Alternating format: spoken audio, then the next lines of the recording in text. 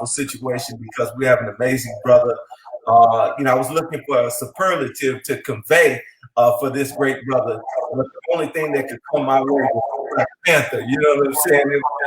It just emanated and it resonated with me to be able to say, I studied the history in terms of the word, how the Greeks used it, how Memnon fought against Achilles, and he was a great warrior and things of that nature. And courtesy of even Zeus, he got respect and he got praise. So, I know the name is powerful.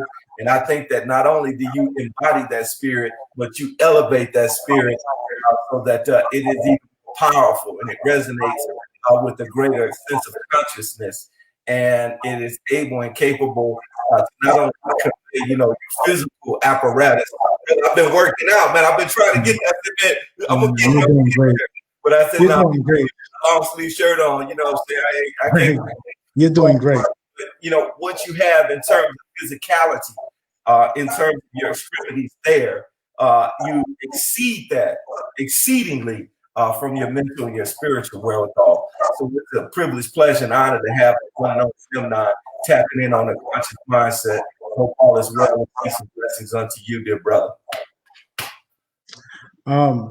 I'm so dearly humbled to be here, to be honored, to sit here and to be invited.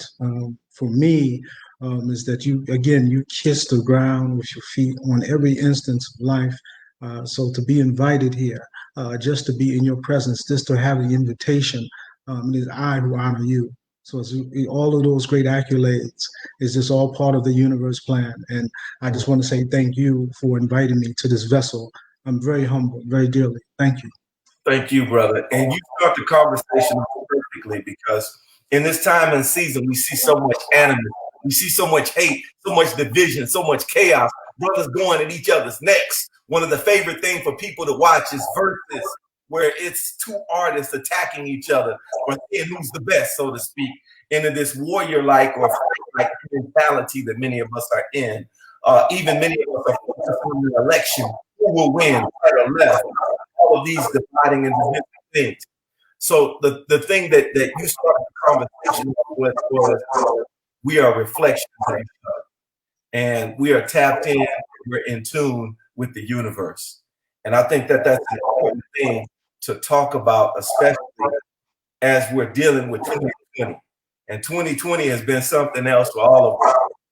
And I think it's important for us to remember that we're still connected to the higher power, the design, the universe, the creator. And the ancestors are working in us and through us to get us not only over these obstacles, but to become even better and greater than we've ever been. And I think that you have always not only done that physically, but mentally and emotionally and spiritually. And I think our brothers especially have been able to witness that from you and grow and learn. So I definitely want to not only say thank you for saying the words that you said, because it's very important to hear brothers and sisters, especially brothers, give each other their flowers and smell them. But also I wanted to just convey to you your humility and your ability to be in that spirit of recognizing and respecting, not feeling jealousy, not feeling envy for another brother, really honoring a brother. That's a beautiful thing. I wanted to ask you, how were you able to get to that level? Because we feel like if I acknowledge greatness, that's a sign of weakness for me. Or I don't want to say that it's cold because I'm competing with each other. You understand? And our interactions and just watching your elevation, you love, and you love to love even brothers and sisters and those that are, coming in your circumference purely and honestly. And many of us probably don't believe that's true and probably don't know how to do that as well. So I'd love for you to speak to that so we can really get a clear understanding of the power of that. Well, I think one of the greatest things that one can do is to stay silent within yourself. When you are silent within yourself, you're going to hear a lot of things. For me, all of my life, I have been concentrated on the being part, not the human part. You see, the human part is the destructive. The being part is the constructive. And when you're in that silence, you're able to hear yourself in your ills and in your favor and in all the things that you can do to manifest your greatness within the silence of that constructiveness that you hear. So for me, it was about being the being, not the human, and that part of perfection, because when you are a part of that, your lifestyle takes that path. So it automatically becomes a reflex on you, not so much as you trying to do something. It's just like if you've seen a gnat and you're sitting in your seat right now and a fly came and hit you in the air, right? What is your automatic reflex, right? Your hand. Right. This without any form Right. of nobody telling you, no form of anybody preaching or saying things to you, just from a reflex. So for me, getting to the being, manifesting the greatness of which is that God life, everything becomes a reflex that is divine. So for me, it doesn't really matter on any aspect. I could be anywhere. I could be in any situation. The reflex from the being practice of my life will always give the reflex of divinity. So my question, your question, and the answer to that will be very simple. Concentrate great dear beings in this world on the being of yourself, because the being is the part that is perfected. And it's all about choice at that time. The human, you get trapped up in the animal consciousness and you get trapped up in trying to perform the destructive energy of yourself. So for me, I'm never about destruction. It's always about the construct. And that construct is staying in the divine light, that God life. And that is an automatic reflex of my life and all things that I do. That is beautiful, brother, and thank you for sharing that. So, I can't say it that way now, but I did want to ask this question. You talked about the constructive or the human aspect. So much of what we've experienced this year, especially or in particular, has caused us to feel that humanness or maybe that animal. A lot of anger, a lot of regret, a lot of remorse, maybe a lot of self-reflection about things we should have, would have done. What are some tips and what are some best practices that you use and utilize so that you can stay in the being aspect, that you can see it from maybe a higher thought or an elevation that enables you to express the kind of energy that is able and capable for you to overcome the difficulties and the obstacles that we face in this flesh, and that don't cause that knee-jerk reaction, so that you can respond effectively and constructively, as you mentioned? That is a beautiful question, and there's some things here.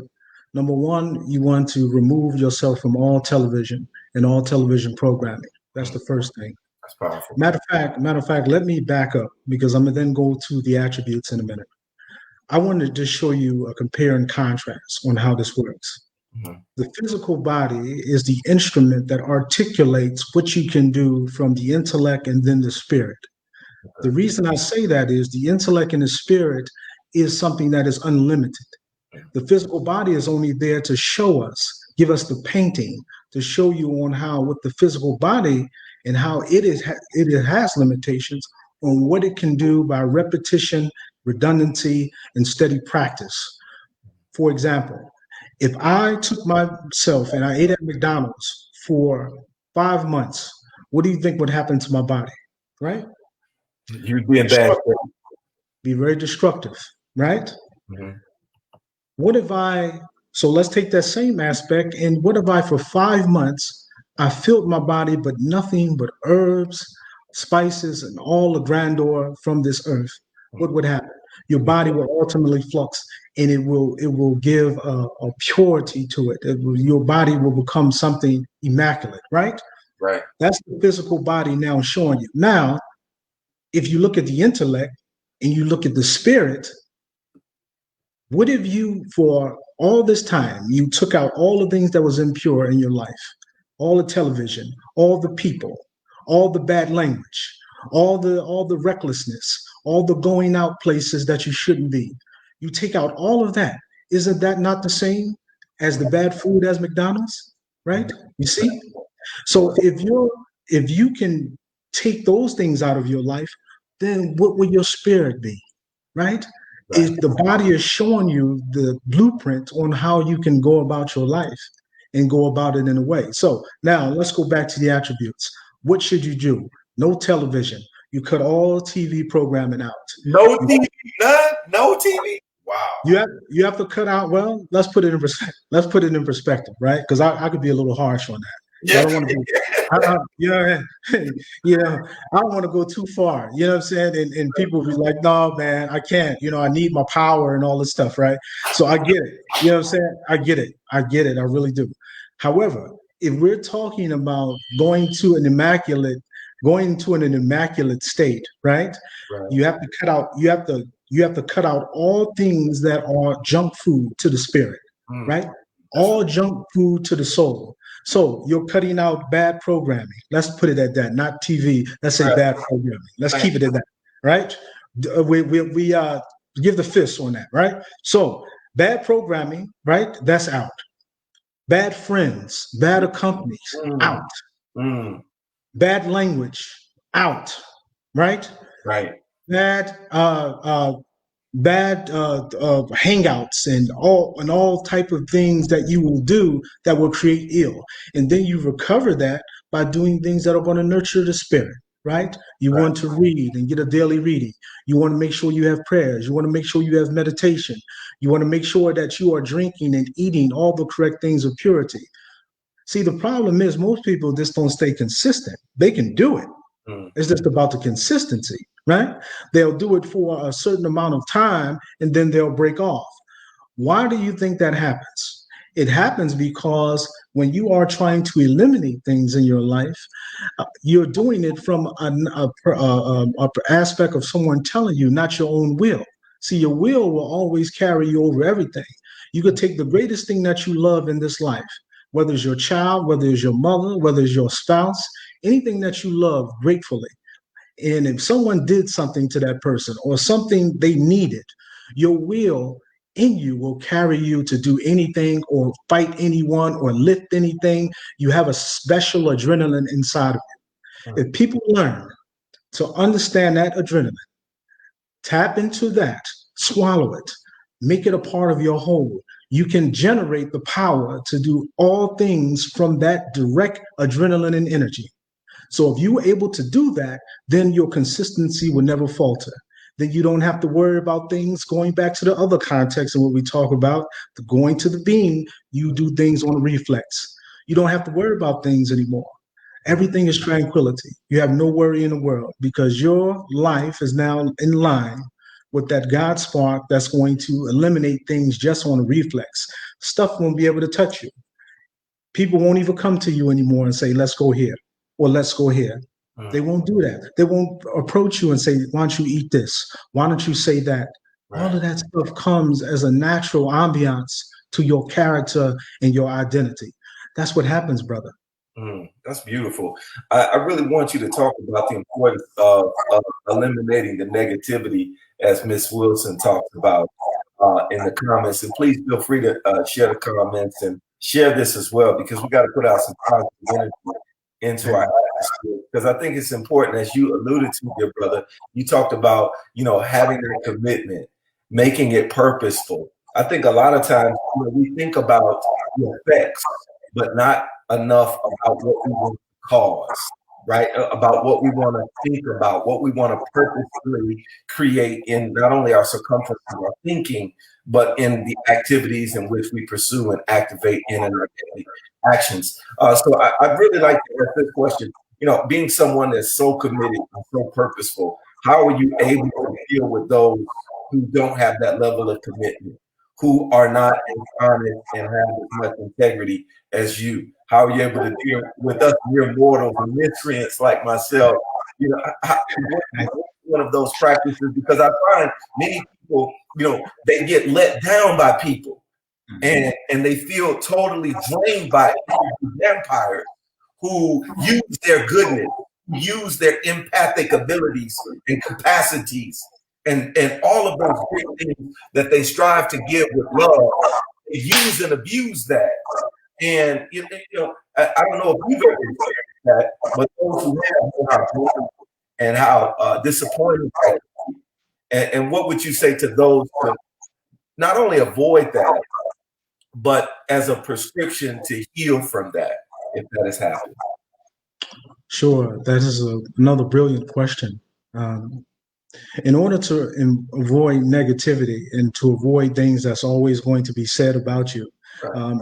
as more you grow, and more people are involved, the more negativity you're going to be succumbed to. That's just what happens. Right. It's just the law on how things work. The reality of it is how you get away from all of those things is you have to be definitive in yourself. Mm. There's no arguing. I don't argue about anything in life. Everything is a breeze. And when I say a breeze, it is because I'm definitive within myself. Mm. If you become definitive in yourself, just think about it, right? Think about all the arguing people do over religion, over culture, and all of these other things people argue about. Why? If you were definitive in anything that you do, there's no argument. I don't have to argue with you about anything in life, right? Because my life lives on the line of bliss. It lives on the line of that tranquility. It brings it to your spirit. Like for me, I don't have to argue with anyone because ultimately I am tranquility. I have come that transcendence that becomes tranquil in your life. So what I tell people is be silent, be definitive in your life, know who you are. When you know who you are, why do you have to define yourself to anybody else? Why do you have to? And I'm the poster child for that. Look how many crazy extra things that I do. I'm living in this bubble of life, man. All these practices and intelligent tests and all these prayers and meditations and the physicality of me hanging upside down and all of these other things that go on. Who can I really explain that to? Think about it. Mm. If you were trying to explain it, right? Like, nah, man, you know what? You just got to see it, right? I can't explain it. You just go ahead. Just go there and you see it for yourself. Right? Yeah. When you have that type of mentality, it's just about, listen, I don't have to prove anything. The proving is done. When you live a God life, all is gone. It's done. It's over. All you're doing is now living your life on this stage, at this time, at this moment, in this magnificence. Feel it. Feel the power of it. And then when you live it, there's a natural understanding that your life is untouchable, is unstoppable, you're unbreakable. And when you feel like that, you don't let anybody come in between that because you are never going to react yourself in any way when you live a God life, when you live the supreme life, when you live the ultimate life, the Olamir life, the Obatala life, all of those life that you live, you ultimately become this being of your own spirit within yourself. And when you become that, there are no more arguments anymore. You forgot, it's all forgotten. And everything is about organizing yourself so that you can be the candle to your people, not the darkness. Mm. So the light within, you're able to bring forward because you've dealt with it in yourself. You're no longer warring with yourself. So the war in the inside ends the war on the outside as well. Am I understanding that correctly, or do we need to add something else to that? No. You're right on the ball. You can't say it any more. You can't say it any better. The war, when you have a war in yourself, what happens? You are also the enemy of yourself. Correct. And when you're the enemy of yourself, everything you do is going to be a contradiction of who your true self is. Mm. So ultimately, you can never get to your true self until you get rid of the enemy that you have within yourself. Mm. I want to ask you this, brother, because you mentioned the videos, and I've seen the 9 seconds of fury, and you upside down, and you're doing all of these marvelous and seemingly impossible things. Can you talk about what started you on this journey? What was your impetus? What was the catalyst to get your fire turning and going to where you are now doing things that all across the world people marvel at? And I've had brothers inbox me and tell me, man, Memnon has inspired me to work. He's inspired me to read more. He's inspired me to be a better man. So, what was your inception, or what was something that was a catalyst and a seminal moment for you to develop into this phenomenality that you are now? Well, I think when I was a kid, I had this. I have to take it back here, and I'll try to not make it too long. Uh, with me as a child, I always wanted to be something more. As being a baby boy of three brothers, you ultimately are looking to your brothers as kind of your leaders, your heroes. Not so much the mom and dad was more there as the disciplinarians. Your brothers were your heroes. With me, it always was about being a super being at all. I had 111, 100, probably like 15 superhero action figures at a time. I put them under my bed, and I slept on them, and my mattress was all crooked and everything. And I had all type of lumps going on, right? But I had, that I used to, wrap myself up in Bruce Lee and Muhammad Ali posters, Einstein posters, and I used to wrap them up. And my mom and I used to hide them from my parents all the time because they was, what are you, what you doing, boy, with all that, because they can't, it's not going to be understood. But for me, I think so. When you say where it started, I would say that had to have some form of impact on my life because I've always generated a will to want to do something super. So I want to start it from that point first. As time moved on, I was going to various styles of martial art. I was taking, all my family were martial artists. So we were ultimately going from style to style throughout years. Again, creating a repetition of discipline and structure. So as time moved on, I was just implementing things because I wanted to be the creator. And not only that, I was seeing that I don't think man was represented in this world fully. I'd always thought when people thought about being on this earth, I always thought people had it wrong. I thought that we can be super. And I never thought of limitations at all. So for me, I think from a growing pattern, I was structuring myself to just create and create more. So you had the creation, you had the discipline. So for all my life, I have practiced and worked out no less than 5 days a week. So I've always practiced 6 days a week or more, or 6 days a week. 6 days a week has always been my practice. Always, I mean, as always, it's never stopped. The most minimum days I've ever trained on things were 5 days, period. There's never been any different. So all my life, never. It's always been that way. So I don't have any stories of when I was like 300 pounds, and, you know what I'm saying? And that happened. It never happened for me that way. I was always in the midst. So I think in the middle of doing all of that and going through all my teachers that I've had, all of them used to always give me, special recommendations all the time because I was always the last one to practice. I was always the not only the first one there, I would sleep there. And I would not only sleep there, I would makeshift cots and everything to do everything because I wanted to just be better than anything. And I wanted to show the world that we can truly be super beings if you maximize your will and you do practice, because that's what it all comes down to, what you do and what you do not do.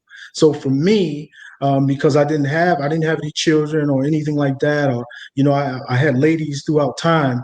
But ultimately, as time was moving on, I was always practicing, and you create more and you get more here, and this muscle now, you're studying anatomy. Yeah. So then you start practicing over here. It was all about generating the super content because I believe in no limitations.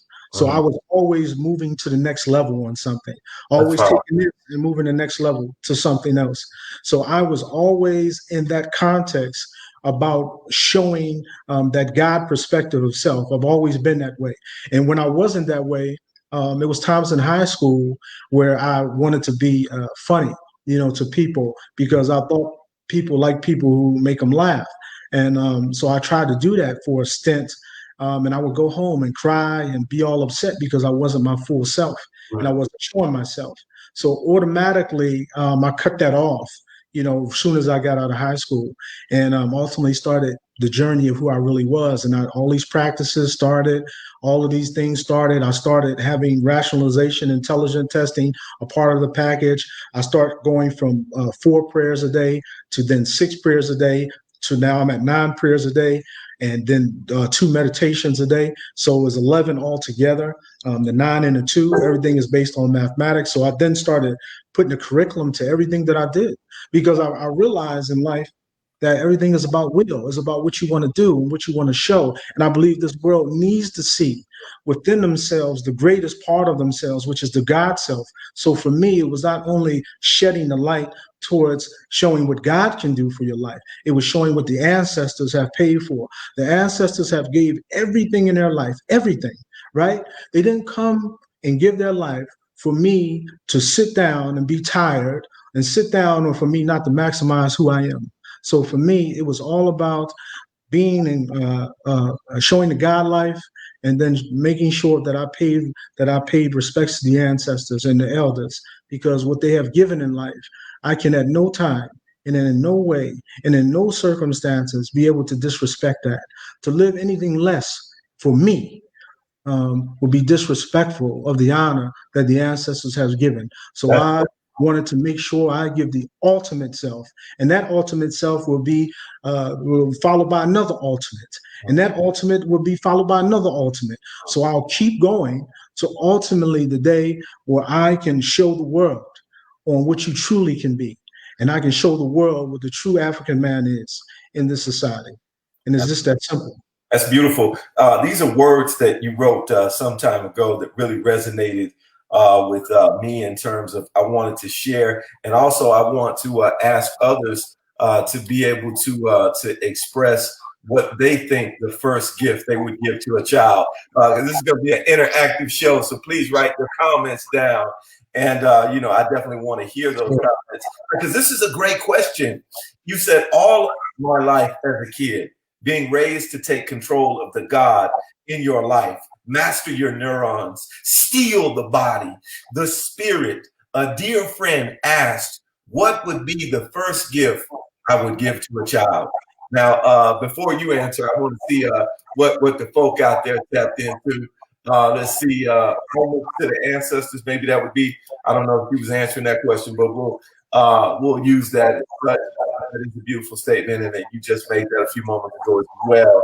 But while we're waiting for folks to give their answers, I'd like to hear yours. What was the answer? And I know what it is, so I want to see if you know or remember what it is as well.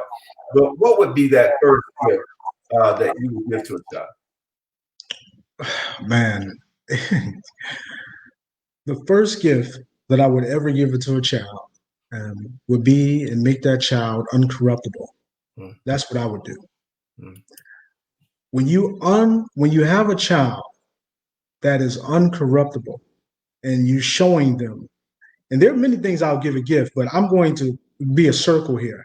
I want to start with the uncorruptible. When you give a child to make them impenetrable through anything that can corrupt it, you automatically put that child on a wavelength of energy that is going to be, he or she, king or queen, is going to maximize themselves without any distractions.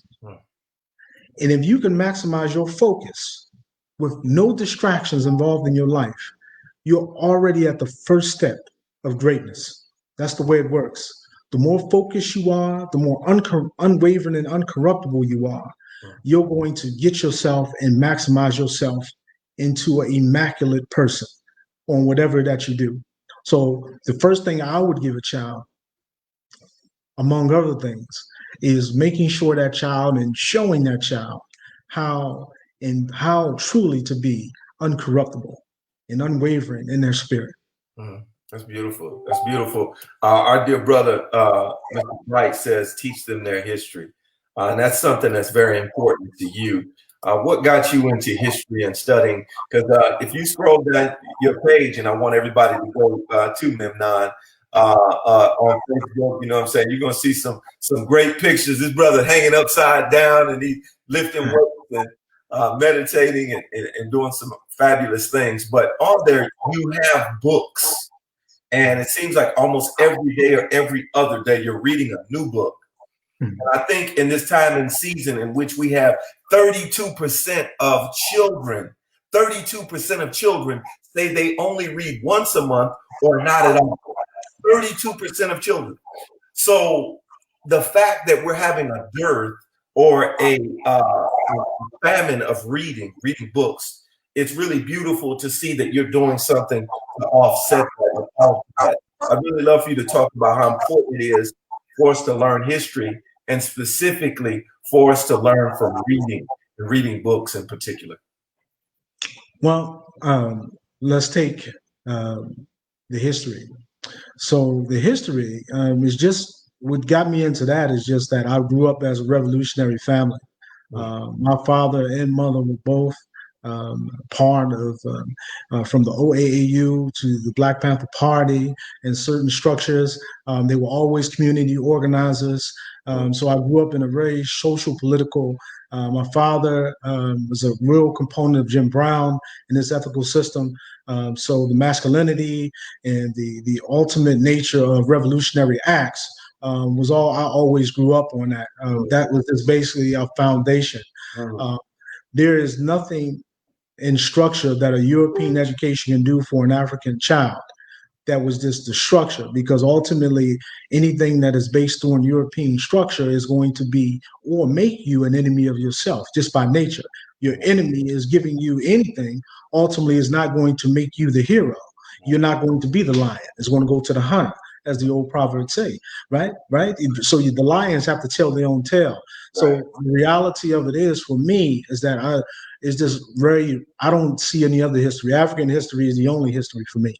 I don't deal with European history, no context of it. I do it just to show, because you want to learn your enemies and learn what they talk about. So that's easy, right? Because they always put it out there. So learning them is very easy. So learning us is a whole different aspect. So I grew up in a nature of revolutionary action in African context of life.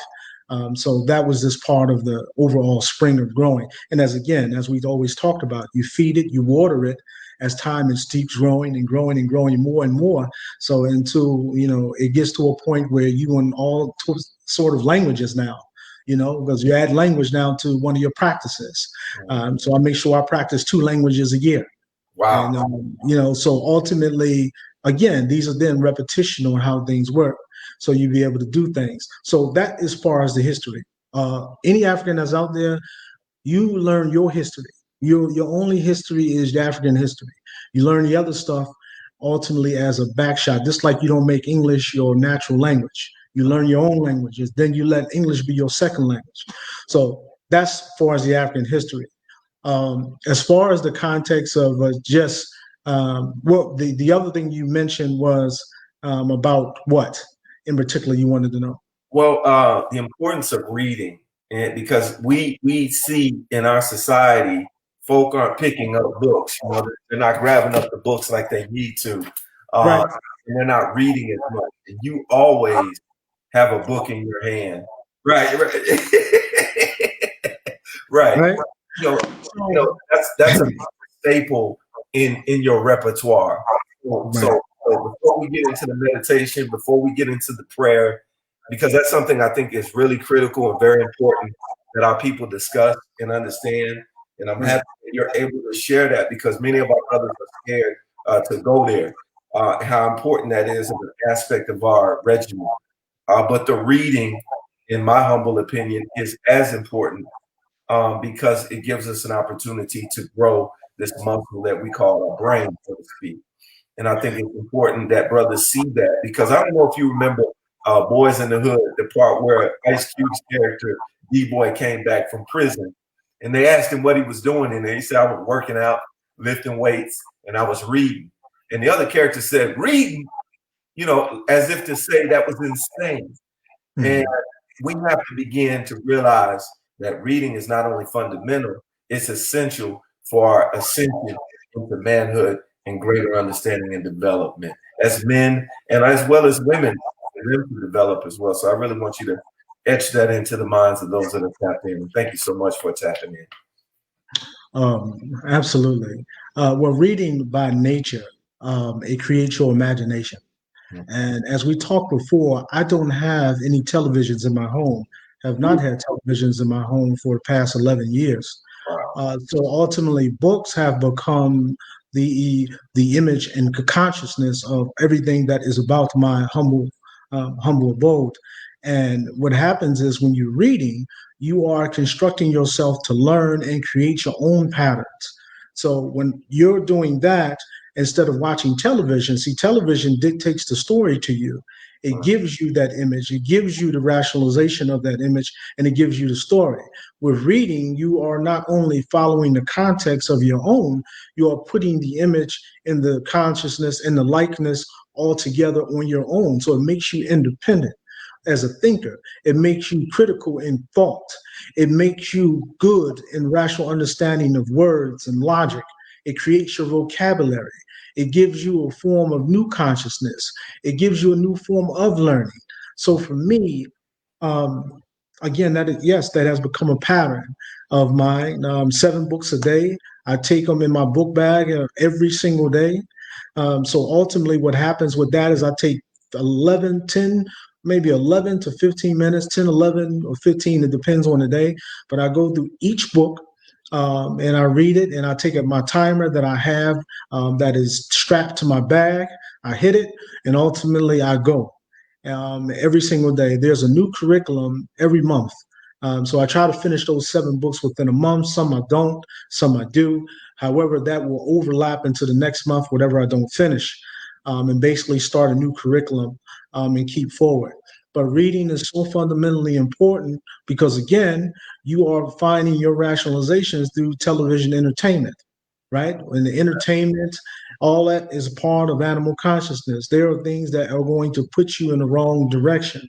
And when you go in the wrong direction, you'll wind up feeding yourself in other attributes that are the wrong direction. And before you know it, you're embedded in something that is completely animalistic in nature. So yes, reading, especially for Africans in this way, must be reading yourself. You must be conducting at least 1 book a month that you are regulating yourself to, in order to have a natural understanding of, one, who you are, and two, having a fundamental and you're creating more intelligence for yourself is very imperative, because if you're following something that is in this society that is European agenda, you're going to wind up finding yourself in foul and envy and greed and lust, in all forms of animalistic behavior. And just watch, and you will see. Get away from that, and you will notice that you will change. The more you read, the more you will find yourself in the construct self of being, not the destructiveness of the human and form of animalistic consciousness. That's powerful. You mentioned animalistic consciousness, because one of the things that they've researched and found is from July of 2019 to July of 2020, this year, there was a 92% spike in the time the average American household spent streaming, watching, as you mentioned, TV or looking on their screen of some sort, whether it be their cell phone, tablet, or laptop. Just last month, average American household streamed 662 minutes. That's a 318-minute increase. And this is outside of distance learning or virtual learning, my brother. This is just people watching Netflix, Hulu, and all of the other apparatuses. And what we find is, according to Dr. George Frazier, is African Americans watch 10 to 11 hours of screen time. 10 to 11 hours of screen time. So there was a brother that asked a question, and please feel free to ask questions. He asked this simple question. He said, how do you break down your day to get all of your training aspects accomplished? And I could, answer that question. That 11 to 10 hours you're using constructively rather than being attached to a screen. But definitely want you to talk about your physical regimen, because like I said, I watched the video, brother. I did me about 50 push-ups. I felt like a warrior. I was ready to go, man. I'm ready to go. Yeah, you got it. You got it, man. Listen. You don't have to worry about anything. You're gonna be straight. Don't worry about it. Don't worry about it. You got it, man. I like it. I'm gonna make sure you straight, brother. Don't worry about nothing. Hey, homie, man. Don't hurt me, because yeah. I'm not gonna hurt you at all, man. I'm just gonna push you in the direction. You're gonna be good. But listen, as far as my day is concerned, I want to. We'll go back again to having the will and a natural understanding of that God perspective of your life. For me, I take all of my time, right? It don't matter what you do, no matter what job you have. Nothing is more important than when you by yourself, when you going home for work, or when you with your other people that you love. You take that time, and it's great time for you. For me, I believe in taking all time and wasting no hour in the day at no time. So ultimately, for me, is about having a very early rise, getting stuff done every single hour. Every hour of the day, there's a new exercise. There's only one break of 2 hours in my day, and that is basically from the time from around 8 to 11 o'clock, because that is ultimately time in between two tests that I have, and then whether I'm practicing language that day or my practice will run a little later and at that time. But I take every time because I want to. Right? What you ultimately, I'm making that time in my day because I want to. Think about all of the smoke breaks people have at work. Think about all the time people talk at a gym to each other. Think about all the time the chatter at work and people are thinking about things that they have to do. Think about the time when you go home. What do you do with your time? Think about how early you can rise. What do you do with your time? For me, I waste no time. I waste no moment in my life. There's not a time in anything that I'm wasting on something that is not part of the construct. So again, when you start doing that, you eliminate the toxins and you get yourself on a soul regimen. And that soul regimen is basically fulfilling the soul, fulfilling the spirit, getting all of those things done because it's natural aspects of the greater you. And I want nothing but the greater me. So ultimately, I make sure that my day is all a part of the greater me, no matter what. And that's really how it works. That's how I make the time because I want to make it happen. And brother, you are making it happen, man. You definitely have the internet going crazy, because you're just doing things that we haven't really seen a human being do, and to the level of degree and consistency that you do it with. Many of us marvel at, and we definitely got to take this time to give you your flowers and salute you, because there's numerous things that you could be doing with your time other than dedicating it to support your own development and becoming the best version of yourself, and also inspiring others to do that as well. There's a quote that I really love that you shared. Life is as simplistic as you make it. You can choose to dwell high and aspire for your absolute best self, your conscious self, your phenomenal self. I really want us to talk about that because so much of what we see, especially from Black men, is the antithesis of the phenomenal self. It's the lower self. It's the carnal mind. And it is filled with a lot of carnality and a lot of destructive things that we've kind of alluded to and talked about. But you're resonating and expressing a higher vibration of energy. And I think it's important for us to stay there because you care about our development. And in that process of development, we have to focus on being our highest self and aspiring to be our best self. Because many people wonder, how do you do all these things? How do you read those 7 books? How do you work out the way you work out? And it's because, you're on a higher vibration. So that your thoughts are coming at a different frequency. The way in which you're exacting those thoughts is at a different capacity and tenacity and sagacity and intensity. And I'd love for people to tap into that because many of us feel very lethargic. Some of us feel a lot of oppression and depression and suppression. So I really love for you to talk about how we can break out of that and tap into this frequency that you so eloquently spoke about. I think all of the above. All the things that we have generated and talked about is a great aspect that we can give. It is ultimately, just as the brother said, is really re-engineering yourself to your discipline and your actions that you really, really want to do. All of the antics, you have to cut all of the BS out of your life. Mm. You have to cut down the BS of your life. And what that is all of the foods, all of the hanging, all of the dirty things that you do, because for every form of vulgarity that you use, for every alcohol that you drink, for all of the grudgery, the things that you, when you talk about people and you say bad things about other people and things and places, all of those things generate, all you, you know, you don't get away with that stuff. It all generates a form of energy around you. So you become, and you break down the spectrum around yourself, and it becomes a form of impurity. And when you break down the spectrum of yourself, because your habits and your discipline and your lifestyle is all about the drudgery of life, it then pours all of the energy that comes along with that. So what do you get? You get laziness, you get sloth, you get antagonism, you get belligerence, you get greed, you get jealousy, you get lust, and you can't discipline yourself or function. Your attention span can only last yourself from a paragraph. You can't listen to somebody without wanting to rebut them. When they want to listen, anything that they say, you're ready to rebut. All of that comes from the drudgery of life. All of those bad choices that you have in food and circumstance and hanging and basically talking about people, all of that stuff creates a net around you. You don't get away with that. It ultimately, it is something from an ancient perspective called the Akasha records.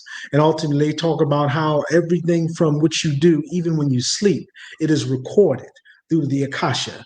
And the Akasha records things and then re-engineers a karma that you will get from the energy that you drew from your thoughts, from your actions, and all of the circumstances that you create from those actions and thoughts. So that basically what happens. So again, we talking about yourself living that pure line, that divine line, to keep your energy fresh, to keep your skin, your body, all of that immaculate, because you are generating nothing but the form of God's grace and God's spark of your life into that form, and it basically gives you an energy, and you become something, and it generates around you, and people feel it.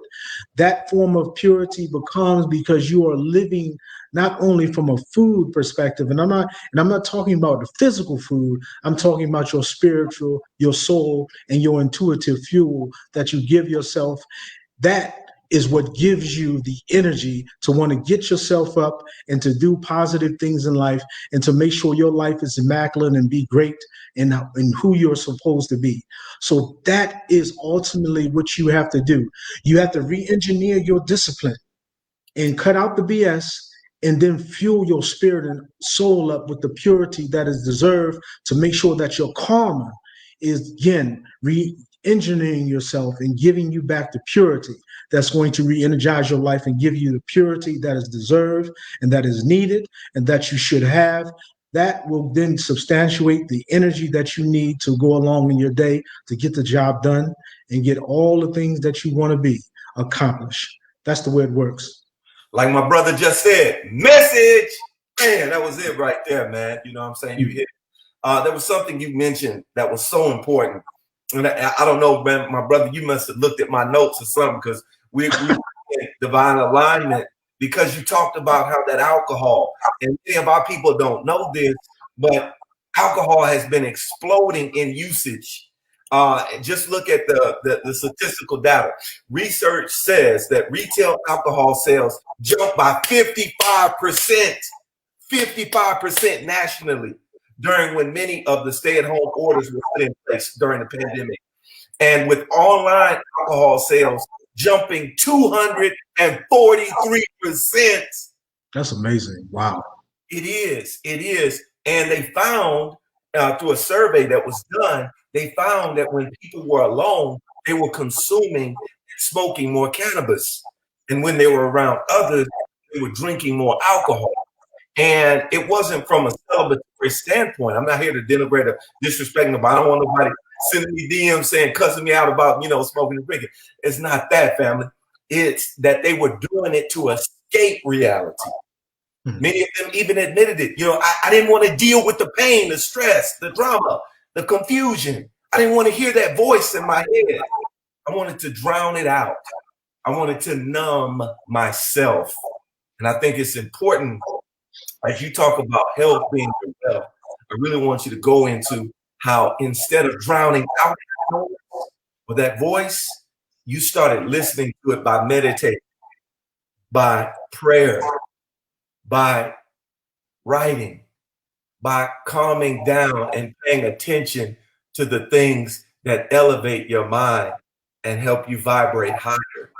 So I really want you to talk about that as we get ready to bring in some of this female energy, because I know folks are looking at it. Yeah, they need some female energy, to balance it out. We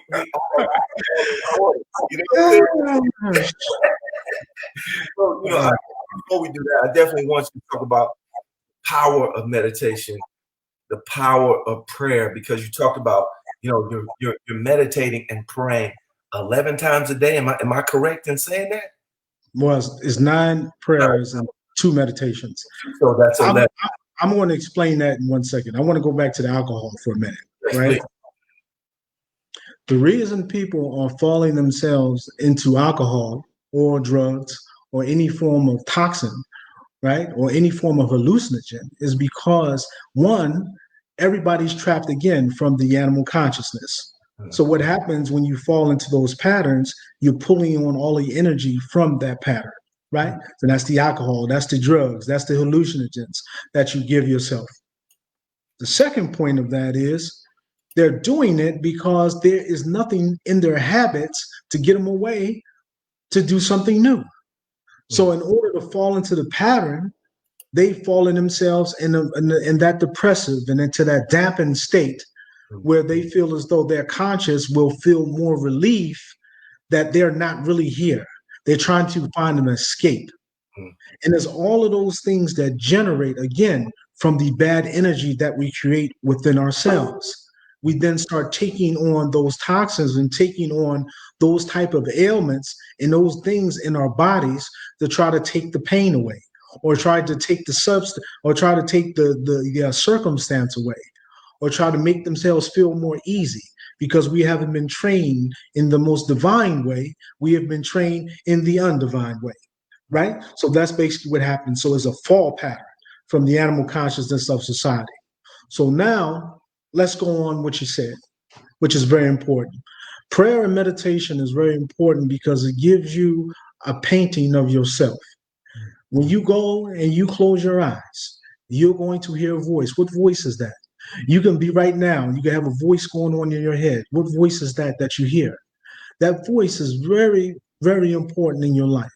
That voice is there to really go on the way that you construct yourself daily in order to tell you on what you're doing and what you're not doing. And you can train for that by doing prayer and you doing meditation, because prayer is the gratefulness that you give to your life. It is the silence in the aspect that you are giving the gratitude and you are giving the gratefulness and you're giving all of the luxuries that you enjoy from this life, meaning from the soul, not material. You are immaterial. You're giving all of the things from that. And for me, there are 9 type of instances in which I go into for prayer. You can pray as many times as you want. You can pray once a day. Doesn't really matter. As long as you are engineering yourself to go inside and listen to that voice and be grateful on where you stand and making sure you are ultimately honoring yourself by doing your prayer. Meditation, on the other hand, meditation is where big things go into your mind. There's a concept, and they say you're supposed to have the mind still, right? You always hear that, the stillness and keeping your mind still. They always tell you that you are not supposed to think of anything. You're supposed to silence all thoughts. That's all false. That's not how meditation works. Meditation is not about stillness, because your heart is still beating, isn't it? Right? All of the nerves in your body are all doing their job while you're meditating, right? Your eyes are moving, your tongue, everything is moving. There's no need to go in your to steal the mind. That's not what it's about. Meditation is about understanding why thought is there, understanding on why you're thinking of that, understanding on how to control your thought. Give you an example. Can you picture 5 red balloons in your mind? Can you do that, right? And then take it steady. Now I want you to take those 5 red balloons and I want you to add a blue one. And then after you add the blue one, now add a black one. Now I want you to imagine a man. You see, when you do all of that and you keep moving on, guess what you're doing? You know how we talk about lifting weights, right? We talk about lifting weights. You're lifting your consciousness, and in your brain cells, you're creating new patterns and knowing how to control your mind. You see that? Because if you can look at it and ultimately picture anything that you want and dictate anything that you want with your mind, what are you doing? You're making your mind stronger. And before you know it, with practice, your mind can generate anything off of a snap. There's no different than your mind and your body lifting weights when you do that. So meditation is very, very vital because you're lifting weights with your consciousness. The other thing that it is doing is that it is ultimately making you understand your thoughts and why it is there. It's like, why in the world do I keep thinking of red slippers on my mom and my dad? Like, well, why do I keep thinking of that, right? Why do I keep seeing my mom do this in my dream, right? It's like, why is that there? Why is that in my thought? And then you'll understand it as long as you concentrate and you don't come out of the thought until you understand it. I guarantee you, with the right form and you do the meditation correctly, your mind will be impenetrable. So meditation will keep you away and construct yourself a way to have a greater consciousness and a greater form of pattern of mind and body connection.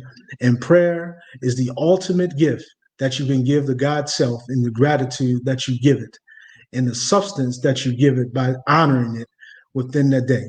So that's how I do things. That's beautiful, man. You know, you remind me of a quote I've heard said, and it resonates with me deeply, is prayer is when we're talking to the universal God, and meditation is when the universal God is talking to us.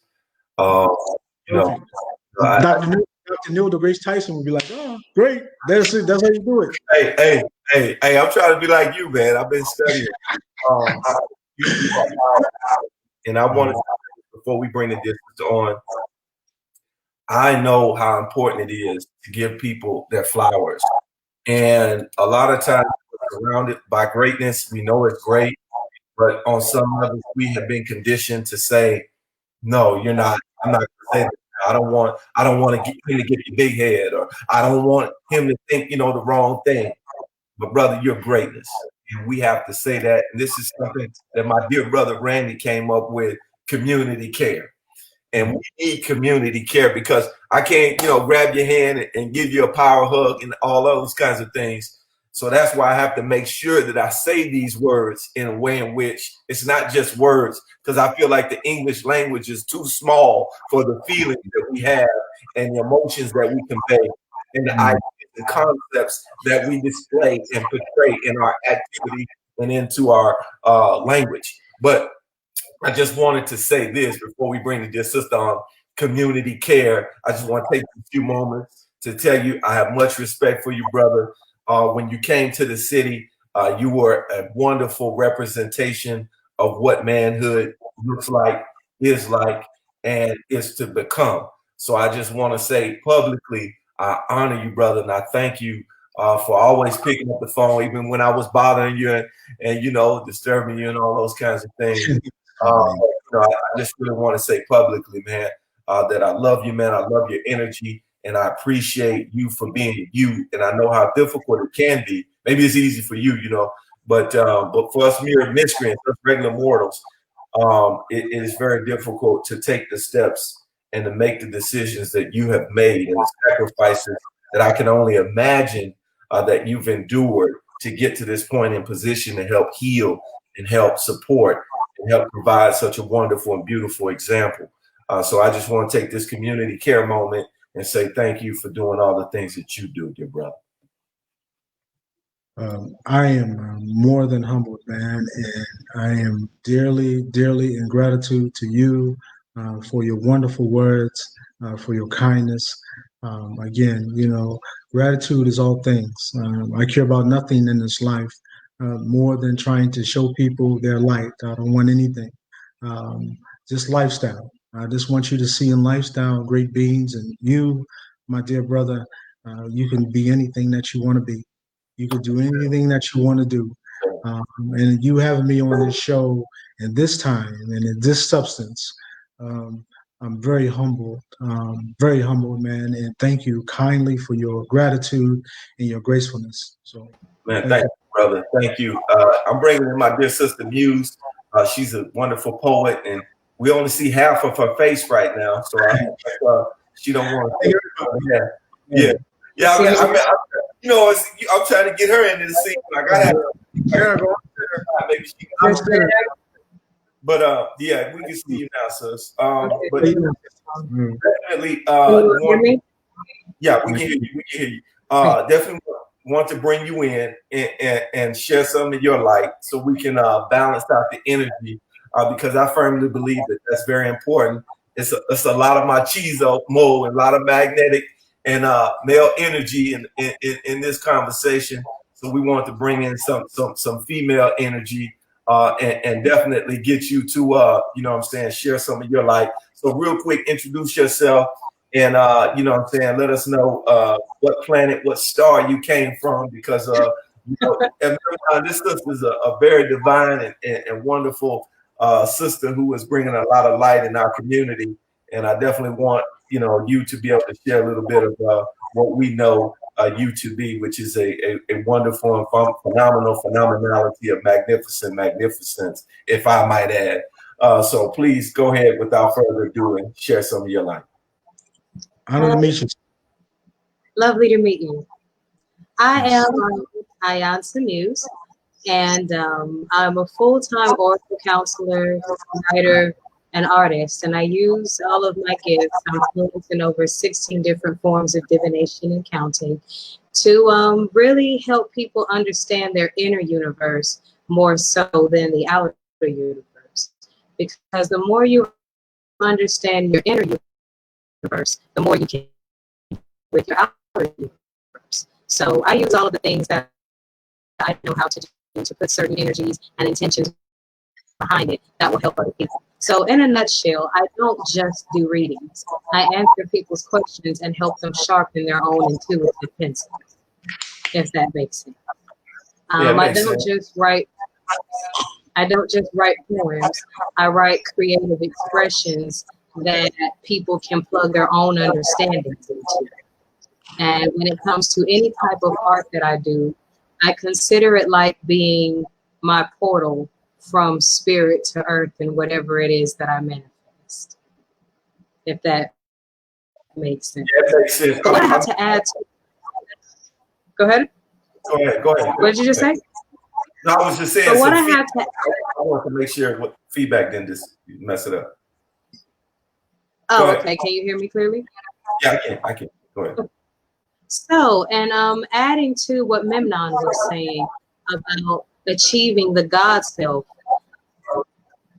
the astrology of today's times is really not leaving humanity much of a choice, if that makes sense.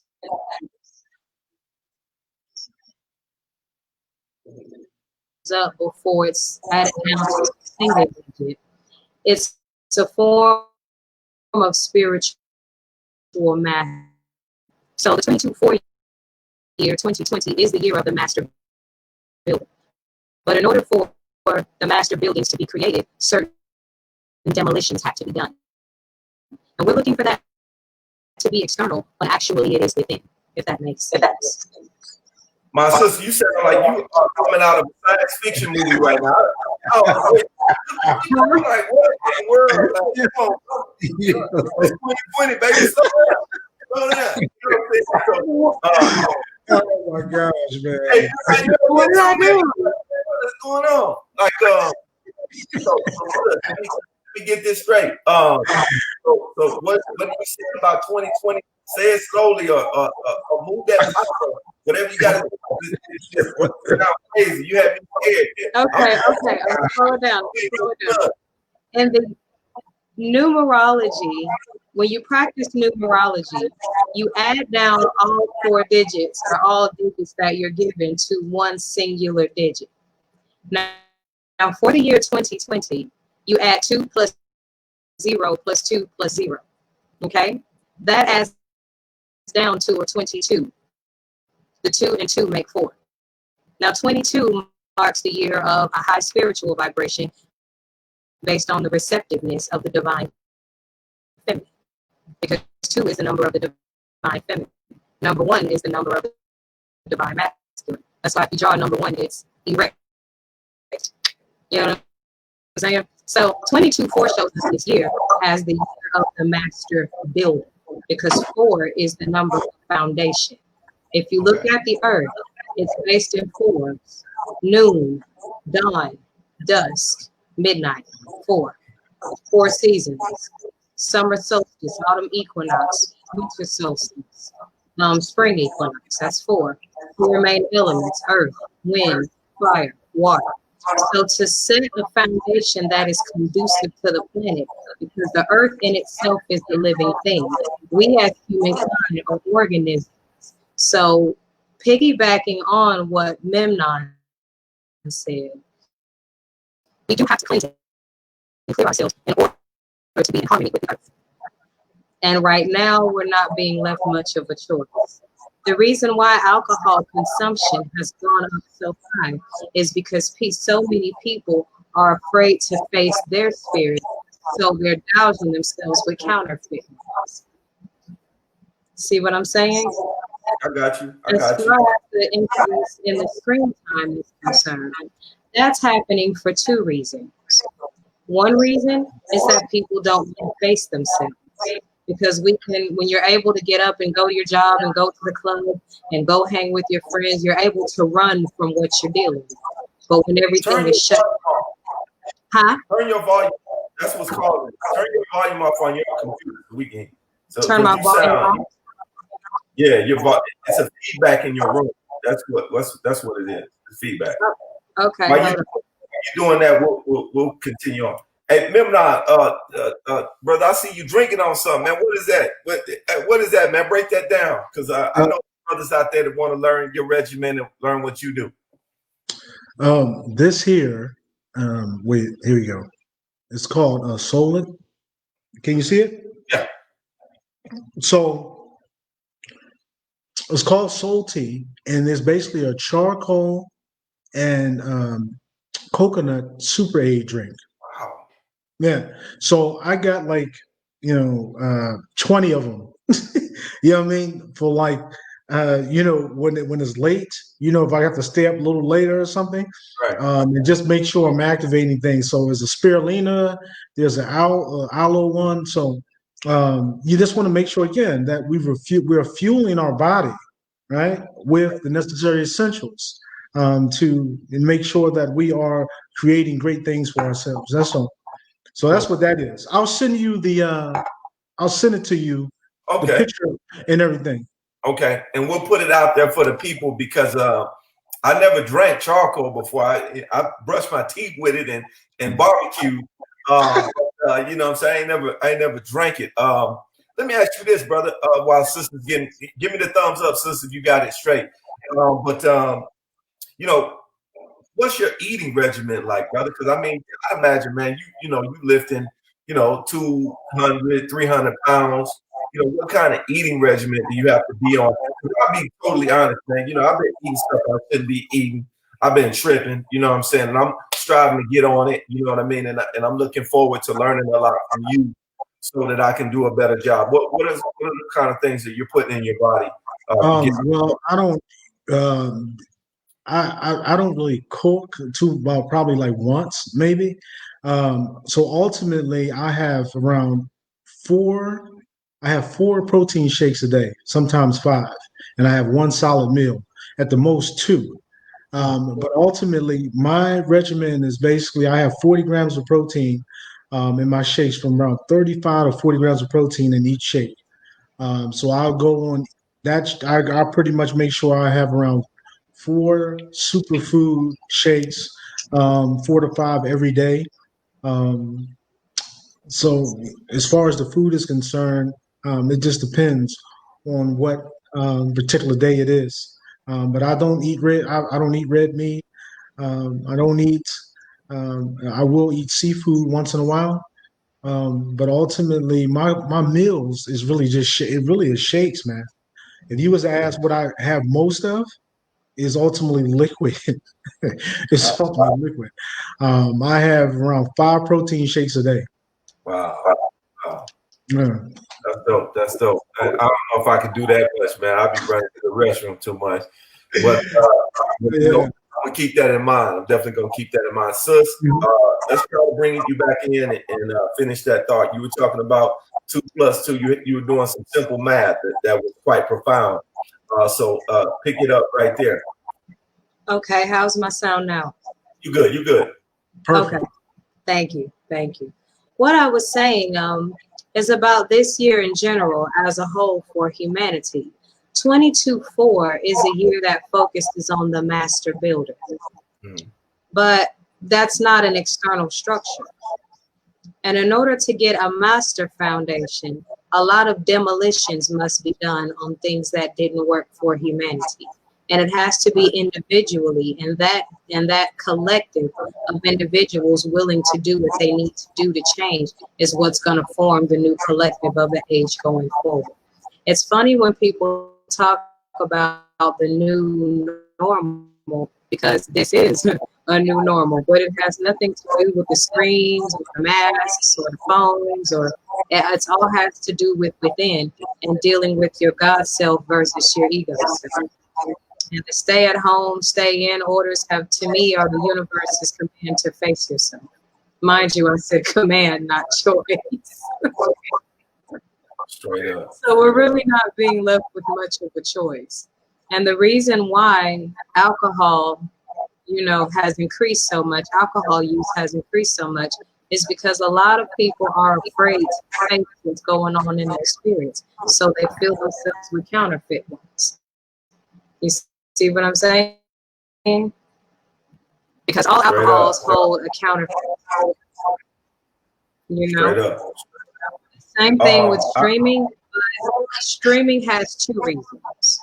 One, some people are streaming things to learn about themselves because there's a lot of educational material being put out there. And even though it may not be the kind of progress that we want, there are different strokes for different folks. I still recommend streaming is limited. But a lot of people are streaming a lot of information because they're looking for something they can connect to. Other people are using streaming to be a distraction. And both, can be taken into consideration. But even with streaming, it's moderation in all things, because in order for your spirit to grow, you will have to turn that screen off. That way you can process everything that's within and keep what works for your God self while expelling what your ego self is trying to hold on to. And a lot of people aren't really ready for that because it is an internal showdown. It is an internal showdown. That's real talk. It's real talk. I know, you got a powerful poem that you do called Crossroads. You talk about, because many of us might feel like we're at a crossroads. Are you talking about the tab? Yeah. Yeah. Are we requesting that one? I mean, if you move to, you can maybe share a poem. Sorry about some of the audio.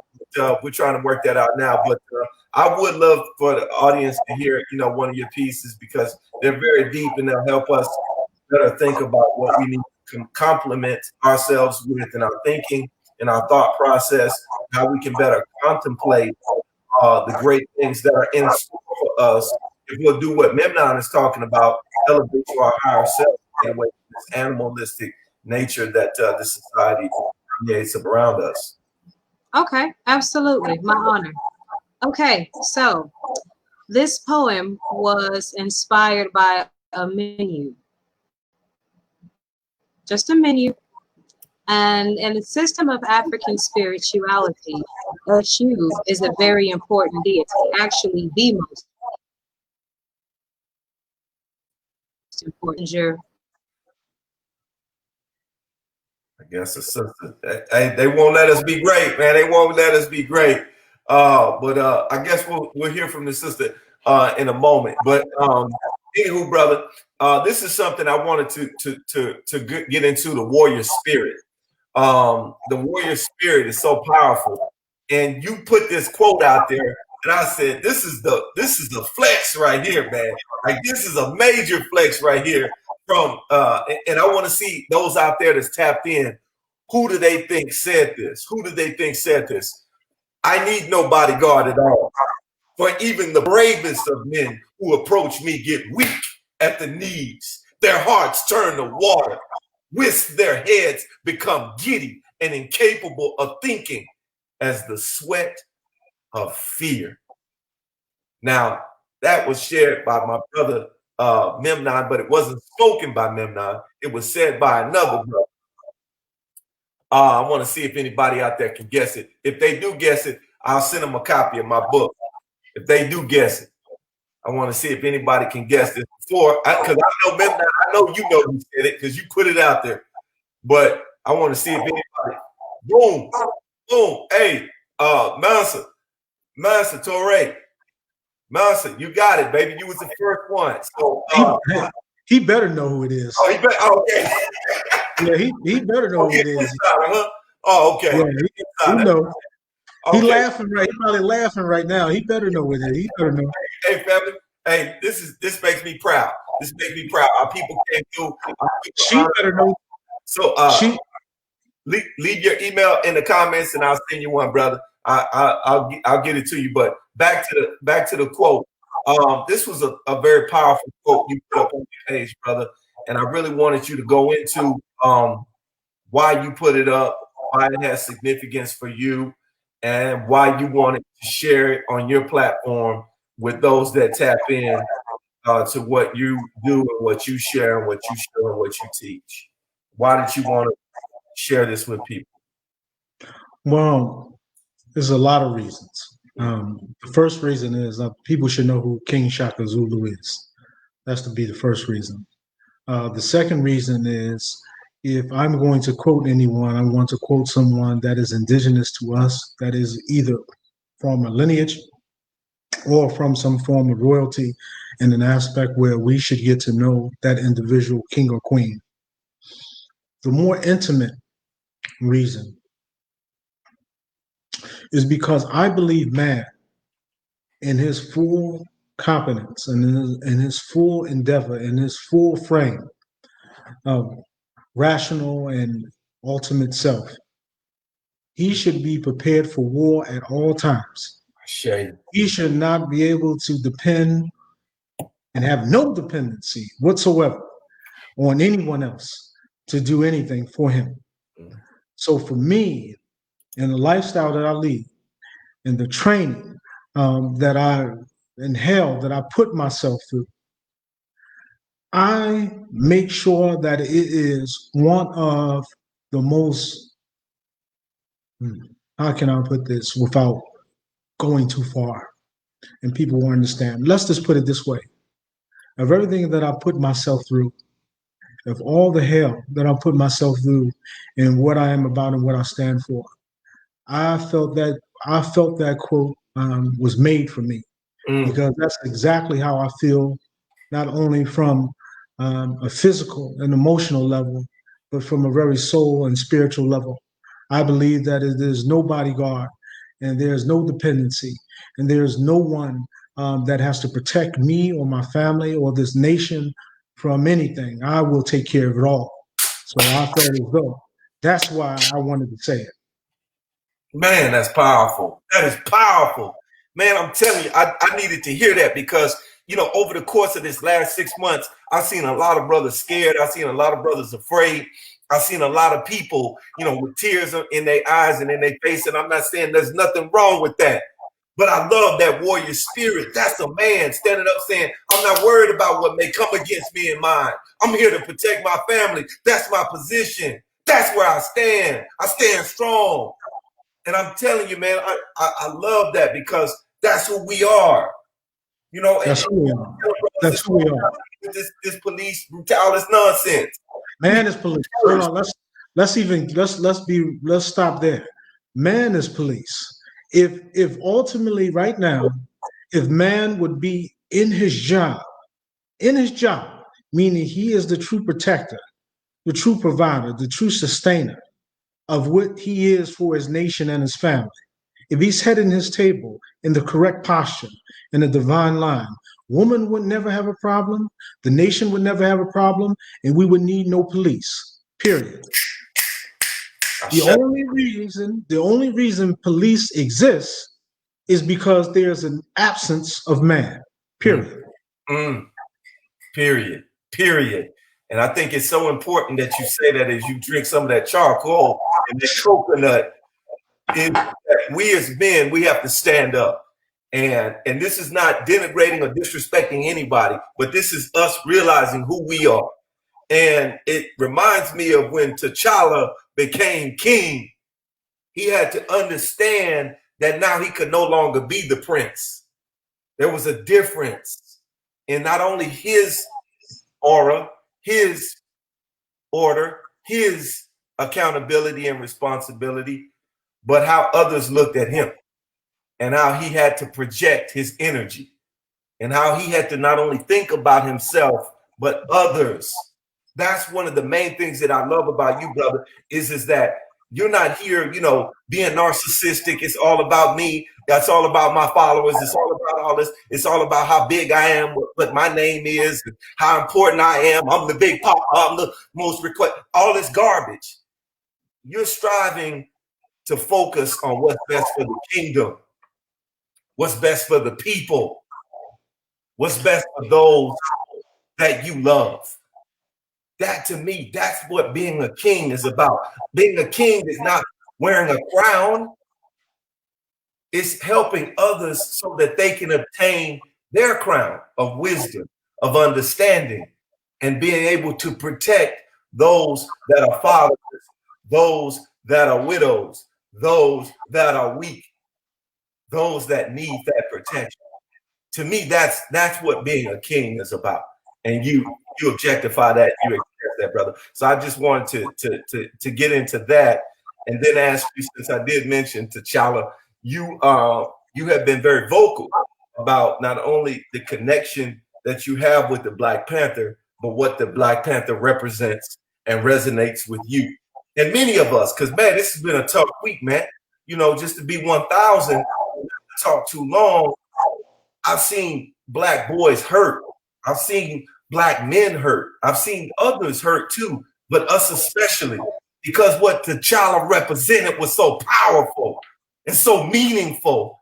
I mean, if you really sit back and think about what that brother Chadwick did, not only in that film, but his entire filmography, we got to salute that, man, and appreciate that, because that brother knew each role he chose was not only a paycheck, but it was representation. It was an image. It was important, and he had to make sure that it resonated with Black people and it respected Black people and it acknowledged our greatness. And that brother sacrificed himself so that others can reap the benefits and have a wealth of knowledge and honor shown unto them when they watch his performances. Because that's what I felt. We had an opportunity to screen the film, and I'm talking about Black Panther and Marvel. We screened them before they came out. And when I tell you, brother, my people, we were so caught up in not only the acting, not only the characterizations, not only the script. It was a spirit. It was a spirit, brother. It was an energy, it was a feeling, a vibration that let us know that, yeah, we are kings. Not because we wear crowns or gold jewels on our neck, but because of the level of respect that we have for nature, that we are in tune with nature, and that we love our queens with all of our nature. And that brother reflected that and expressed that beautifully. And I apologize about running my mouth, about it, but that's how I feel. You know what I'm saying? And I definitely would love to know how you feel, and you enlighten me as well on, you know, some of the things that I might have missed. Well, first off, you don't have to apologize for anything. You did that brilliantly, and it was beautiful, very heartfelt, and I'm sure Chadwick feels you and loves you for doing it. Um, the passing of Chadwick hurt me very deep, very, very deep. The reason why it hurt me so much, and talking about this, and it's good to talk about it because I haven't really talked about it with anyone, but it is ultimately, you see, the Black Panther. Um, I have trouble in my life with reflecting to an avatar to connect to. Everybody has something, you know, they connect to. They have family around them, kids. They have all of these things that can generate an energy of an avatar to succumb, you know, and help them. Superheroes, in particular, Black Panther is mine. Everything about Black Panther is pretty much how my life is designed in all ways. In all ways, and that is not because I'm out there asking for it, you know, or said this. Is about this how my life is, how it's structured in almost every way, you know, to people who have naturally given me the spirit of that just based on behavior and likeness and just things that I stand for. Because a king is supposed to live his life for his people, to wash his people's feet, to make sure that he is for the people, a servant to his people, and to make sure his kingdom is protected, his woman is protected. They are loved and they are cherished. His nation is loved and it is cherished. It is never to worry, not one iota about anything. Man is to train himself at all times to the epitome for war and intelligence psychologically, intellectually, and physically, and to make sure he's mastering his spirit. For me, in all the iconography and all the things that happened, the Black Panther resonates, was my avatar, is my avatar, in a sense. And I say that very humbly and very discreetly to a certain degree, because I never come out and say things about that. I just live my life. Chadwick was not only my favorite actor, but because he had been and portrayed my avatar, it made me from just a kinesic way connected to him in a very spiritual bond with him and me. And when he left this earth and the way it happened, it pulled something from me, and not in the negative and in the destructiveness, but it because I was in pain. People saw that, and I'm sure people who really know me and could see it knew I was in pain from that. I was really in pain, and it just made me want to strive and to show people the lifestyle in the real life context more. That's what it made me do. That is my gift that I would give my brother, is that it will make me not only be how I was, it would make me better, because I now would then challenge myself again, how we talk of about omnipotence in the levels of greatness and greatness more and greatness more throughout time, the redundant pattern. It just made me want to make sure I create even more and be better and be stronger and wiser and more intellectual and practice more. And instead of going 8 hours or 9 hours, I go 11 or I go 12, and I don't stop And I don't stop again, and I don't stop again, because it's important that this world sees who ultimately not only we are in African content, but it's important that they understand the true nature of the African and the African woman, that who we are from a sovereignty, from a kingship. And it's not just a form of a pattern of Marvel Studios, but is a portal that you can shed in your life. And I will show this world that. Man, So it made me cry, internally, and it also I wept greatly because I was losing part of my spirit that I will cherishly miss him dearly, but I will get my vengeance, and on taking that anger and putting it into a fire to be even better than I can ever be. Man, that's powerful. Before I read these words, I just want to say thank you for that intimacy, that into me you see. And the reason why I want to have this conversation, brother, and because I talked to you last week, you know what I'm saying, and and I'm not gonna go in all that, but I'm just gonna let you know that takes a great amount of strength. And I think our brothers need to see that is that all of us have had somebody that we connected with. You know what I'm saying? That we could relate with.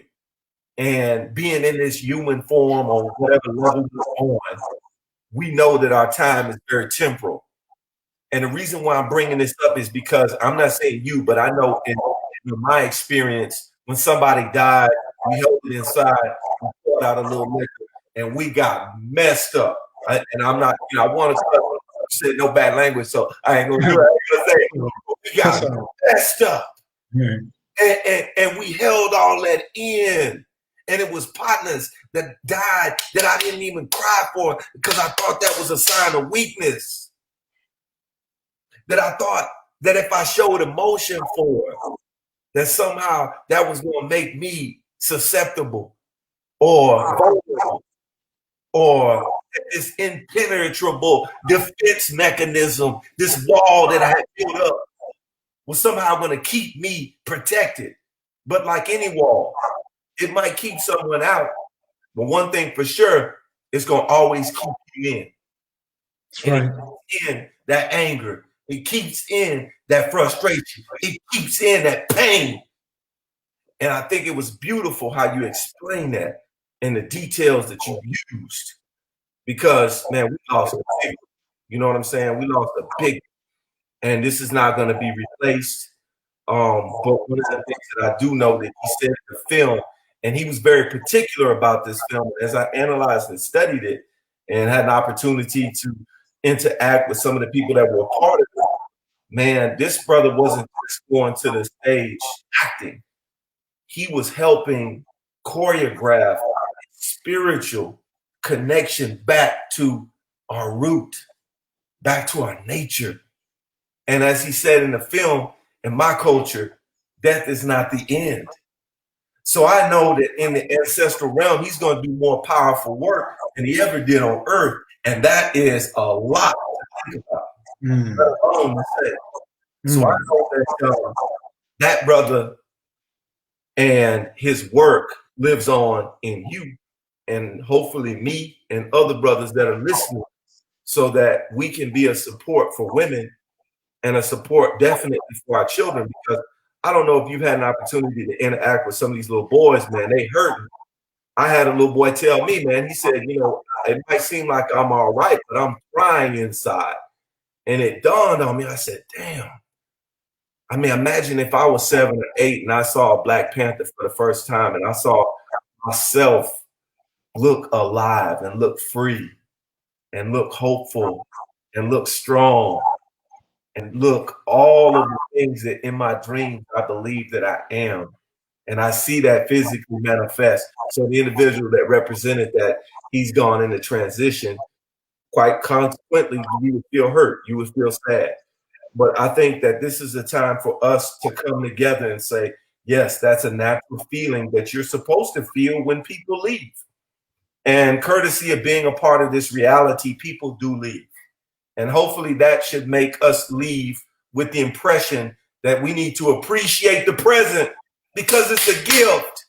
This is a gift, and we have to appreciate it and value it. So I'm thankful that I'm in this moment. I ain't thinking about what's going to happen in the future. I'm not worried about what happened 5 minutes ago. I'm focused on this moment right now, appreciating it and showing gratitude, as I saw someone so wonderfully put in the comments a few moments ago. Because I think that what you shared helps me be able to share what I'm sharing. And hopefully in this sharing, it's a brother or a sister out there that feels like, you know what? I needed to hear that. Or I need to be able to express what I'm feeling right now. Because I know we hurt, man. I know I can look on our faces, and not just from Chadwick. You know, in a normal year, that would be enough, right? But it's like every month we got a whole nother, you know, every week is something else. So I think it's important what you conveyed and what you shared, and the way you said it even more beautifully than I can convey. And that's why I put up, you know, this comment right here that you put. Rest with the ancestors. Know that you are loved. Cherish more than you know. Your epic portrayal of T'Challa will rest in my heart and being forever. I love you immensely, brother. Our nation loves you. One of the reasons why I brought that up is because, first of all, Black men have been trained not to respect each other and treat each other in that way and in that shape and in that form and formation. And you to be able to convey that kind of love and kind of respect for another brother, I thought was very pointed, and important to share because it's purposeful. And I think it needs to be something that we do more consistently. And I don't mean to keep running my mouth, but I just want you to kind of talk about how important it is for us to get to that point where we're able to express how we feel about each other and not feel like we weak or not feel like our energy is making us susceptible to being vulnerable and being beaten. Yes, I mean, you are speaking beautifully. Don't worry about anything. We Part of being a man is understanding that you are in control of your emotions. There's nothing worried or something that you need to be worried about from expressing your emotion. The deep love and respect comes from those of regality, those who are living royal. You always, every king and queen always showed respect. Keep that in mind at all times. You can't be a king or queen and never show others their respect and their gratitude that they deserve in the humbleness and the humility that goes upon this life. So you were thinking about an aspect and saying you shouldn't. Just understand that being part of it, showing gratitude, showing humility, showing humbleness, showing gratefulness, showing respect for your brother, showing love for your brother, showing protection for your sister is what royal people do. That is part of the package. That is part of the identity on what you share and how you do things. So just understand that and put it in a form of practicality about yourself because you can never be a king or queen without showing the honor and the discipline that comes along with the title. Straight up. On that note, that's 1,000%. I appreciate that, man. You know what I'm saying? Because I don't know about you, man. You know, you a tough guy. You probably didn't have to fight coming up. You know what I mean? I had to fight coming up, man. You know what I'm saying? So I know any sign of weakness, you know, made you more susceptible to getting defeated. I had to fight a whole lot, man. It was just, I think, over time. My father, he said a quote that I always stays in my mind. He said, "Son, if you whip enough people ass, nobody want to fight you anymore." So that was his explanation of, son, you know, you go out and take care of this business because you better not come back to me because I'm not going to tell you nothing. I'm going to tell you to go back out there until you win. So we didn't lose any fights, you know. So it was about one of those things where do you rather face Pop, you know what I mean, Right. or do you rather go ahead and rumble this guy for doing certain things to you? So it was a matter of just I think we get caught up from a masculine perspective in showing specific types of weakness. Like bawling and crying, that's going to be hard to do for a man. You know what I'm saying? Right. crying in a sense where you given, even crying in public is going to be a very difficult task just because it's just uncomfortable. You're Right. not used to it. However, when you're alone and you're doing it, right, that's not an identity problem. That's an ego problem. So if you can do it alone, right, and then ultimately you are not doing it out in public, and you're saying there's something wrong with it, that's ultimately hiding yourself. Correct. And that gets, and when you start doing that, you start getting involved in the ego, and that's a whole different discussion. Correct. So I would say ultimately, let yourself be free of anything that you want to do. Chad would have hurt me. I haven't been hurt like that probably in a long time. That type of pain, and I think people saw that. Matter of fact, I was out, man, for a couple of just days to kind of, get my head together. You see his face everywhere. New things come out every day. And everywhere you look, you see them. You go on Google, they got a new story. You try to hide, and somebody shooting his news feed up on Facebook, and I'm like, you're trying to hide that, So his face is everywhere. So you got to get yourself through. I had to get myself through it. And the reality of it is that you grieve in a way you have to. That's right. You have to grieve in a way, and I don't like running from anything. That's right. I was never that guy, right? Speaking of that, let's talk about something interesting. I was never that guy. You break up with your woman, and then you try to avoid that person as much as possible. Like you run from it. You try to then go out with other people and all of that type of stuff. Just to erase the history. Yeah. I never was like that. I wanted to see. Like that. I never was like that. I wanted to see her with somebody else. I wanted to see everything. I never ran from it. It was like, and ultimately we was just on two. I was going in another direction. So it was not going to last because it's just, it's hard for people to keep up, man. It really is, But the reality of it is I never ran from it. It was just like, I want to see her with that person. I want to see everything because the more I think about it, it'll do more damage because you start thinking and you rather just get it over with. I never was like that, man. I was just like, no, let me go ahead and face this now, because it builds you better, I think, for me.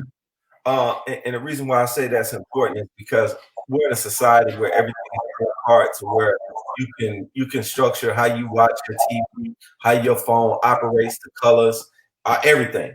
And a lot of times that helps us to, create a lifestyle that we want to live.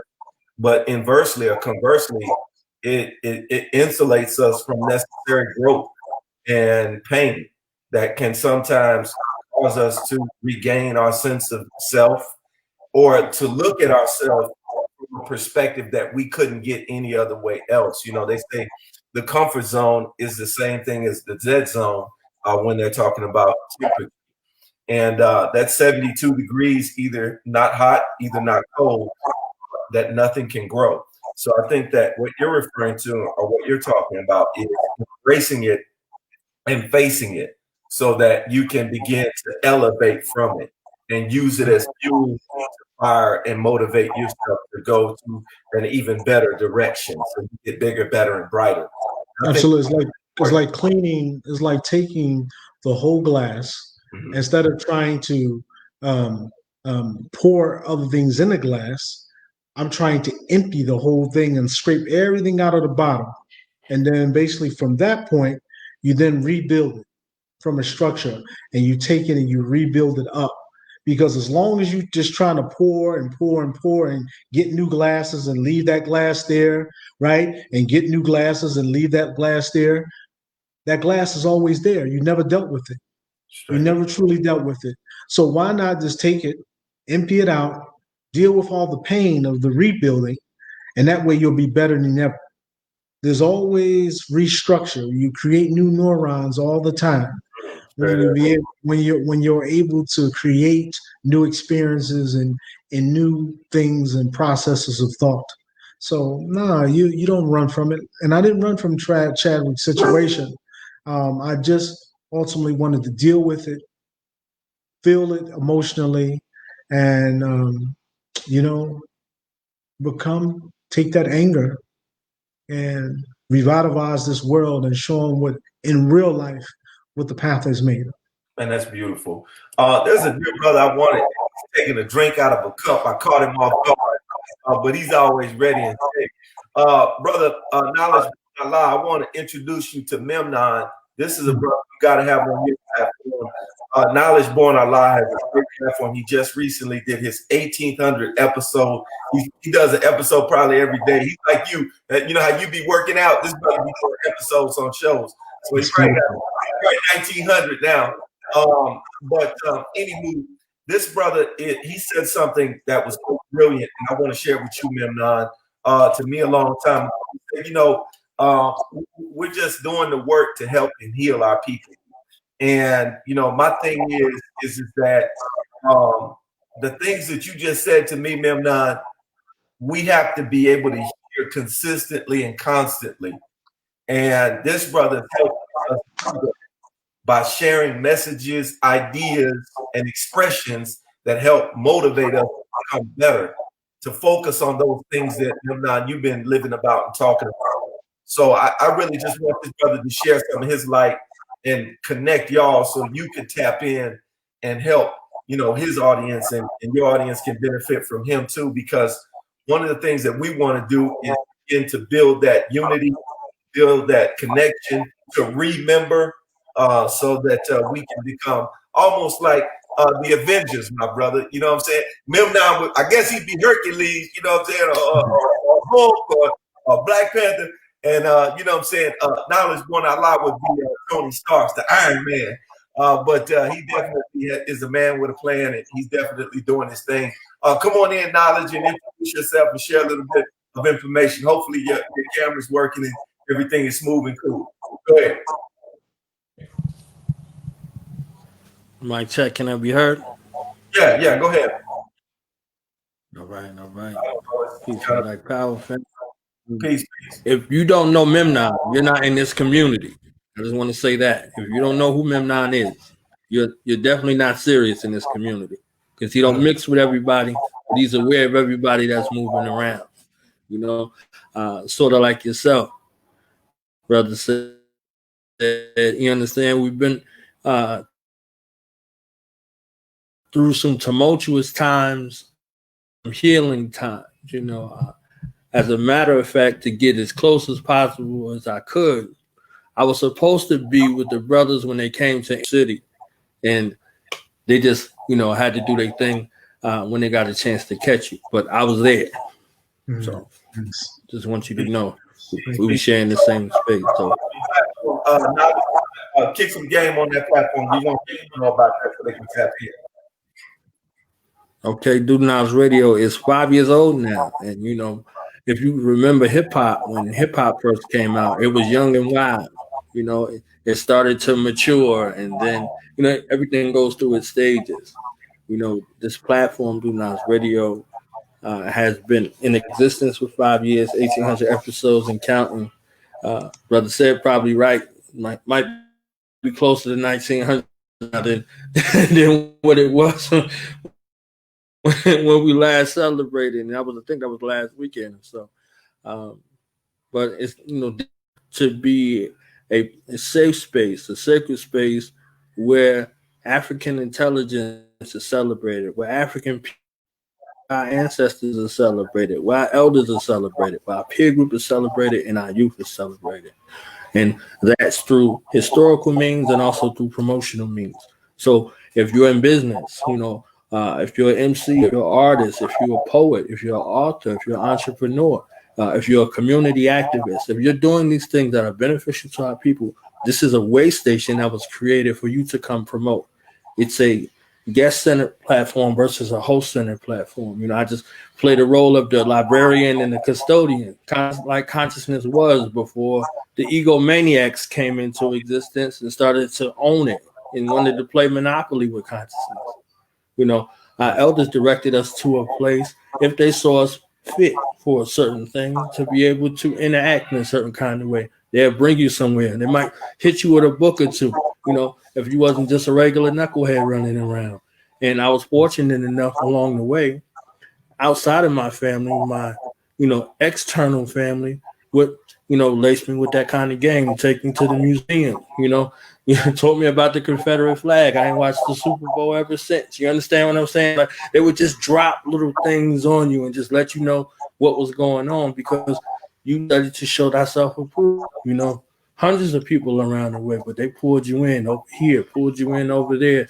So I wanted to create the same thing virtually that I had received coming up in this community. My mother and my father before me walked and taught in this community, and that was my inheritance, to be able to walk in this community in that same kind of space and, return what I was given. So, been at it like that, probably on the radio for 5 years, but 25 years in total in the community. Outstanding. That is, it is. There's something, Memnon, I want to get your thoughts on in terms of generation using their platforms wisely. This brother Knowledge has been doing that, and you have been a master at that. Do you ever sit back and say, man, I could be even more popular if I, with some of the animalistic things? Brother, all you got to do is take your shirts off, and the ladies going to go crazy. Me and Knowledge, we ain't got that ability. I don't know, maybe Knowledge can take his glasses off and take his shirt off, and ladies go crazy. But have you ever thought about that to say, man, I can do something a little bit more carnal and make a little bit more bread and get a little bit more headways than what I'm doing present? What do you think about that? Well, I never thought about it because it's not in my practical form of lifestyle. So it was never really a thought pattern of it. I figure as though this is how I look at it. If I generated all of this following, right, without being on TV, without being on any shows, with just living my life, that's it. All these people have come just based upon the energy of the life and the lifestyle that I lead. With doing that, this has got me this far. What would I need to do to change? And even if I would try to change, it go back to the prerequisite on what we talked about. My automatic reflex, right, will not allow anything outside that is putrid, that is vulgar, that is distasteful, that is disdain, that is wretched, that is belligerent. So all of those things is impossible for them to even come about. So for me, it is not even really about, do I need that? I feel as though, very simply, all of the greatest things in life are not commercial. They are not things that you have to run and you could get at a corner. They're not things that you could go and sell themselves in a way that they're looking for the populace, or they're looking for popularity, or I'm looking to shine because of this. It's about the people. It's about the product that you give the soul. Your wealthiness that you have is truly just about how wealthy and indigenous can you find and embark in the richness of your spirit to your soul. So for me, the true wealth system, I already have it because I'm living my life in the way that I want to live it, in that God and that being, on how is the traditional value of what is substantive to me, and what is substantive that I believe that God in the vessel, what we want it to be and what we truly should be. So for me, that is the true wealth. That is the true populace. That is the true sensationalism that is given. So for me, I'm already there. If I could do all of this without really having to do any of that other stuff, what does that really tell, anything? So for me, it wasn't really, I never thought about it, said, I never really had it in my mind where I need to do all of those things, because it's like, why would I do it? One, because it's popular, and because I could get more following if I just, act a little wild and crazy, right? Or did little things that are carnal. But then what will that do? That will again take me out of myself and make me not be myself. And then I will also demean myself from the true nature of the God being. So from those two aspects, it could never happen. And I never thought about it. Man. Hey, knowledge. Jump in on this one, man, and share. You could easily do more carnal conduct and content, and you could, increase your following by covering the nonsense that's out there that's emanating in our normal mainstream media. Why do you commit yourself to showing African life, whether it be in the Americas or all across the world, with such integrity and such high class and such substance? Why do you do that? Why do you commit to that, brother? Well, I would have to one day, when I transition from this physical realm, stand before my ancestors and be held accountable for what I've done. On one side, we came here for a particular mission. We raise our hand and say, hey, they say they got this pick me syndrome. We went to our elders, we went to our ancestors and said, I got me, put me in, coach. You understand what I'm saying? And then when you get here and you go through the birth canal, it's a process of remembering. You made reference to the Avengers. The Avengers were our ancestors, and we follow after that line of avenging. You see what I'm saying? So we avenging our father. When I heard the term avenger, I said, who are they avenging? They never came out and said who they were avenging. They just have this name and this personage. But we know who we are avenging when we come into this particular way of life, when we remember. So as long as we remember what the old was. Now, I can't front and say there's some stuff out there I wanted to participate in, but I remember the mission, and that mission, as I always say, is more important than the moment. You understand what I'm saying? So when you start doing comparative analysis and stuff like that, and then you start saying, well, I've been doing this long, blah, blah, blah. When you get caught in that, that's the poor part. You see what I'm saying? Anytime you get an interaction that is positive with African people, that you can uplift them, you can motivate them, you can give them a space to promote themselves, that's the best part. So we don't worry about the poor part. You see what I'm saying?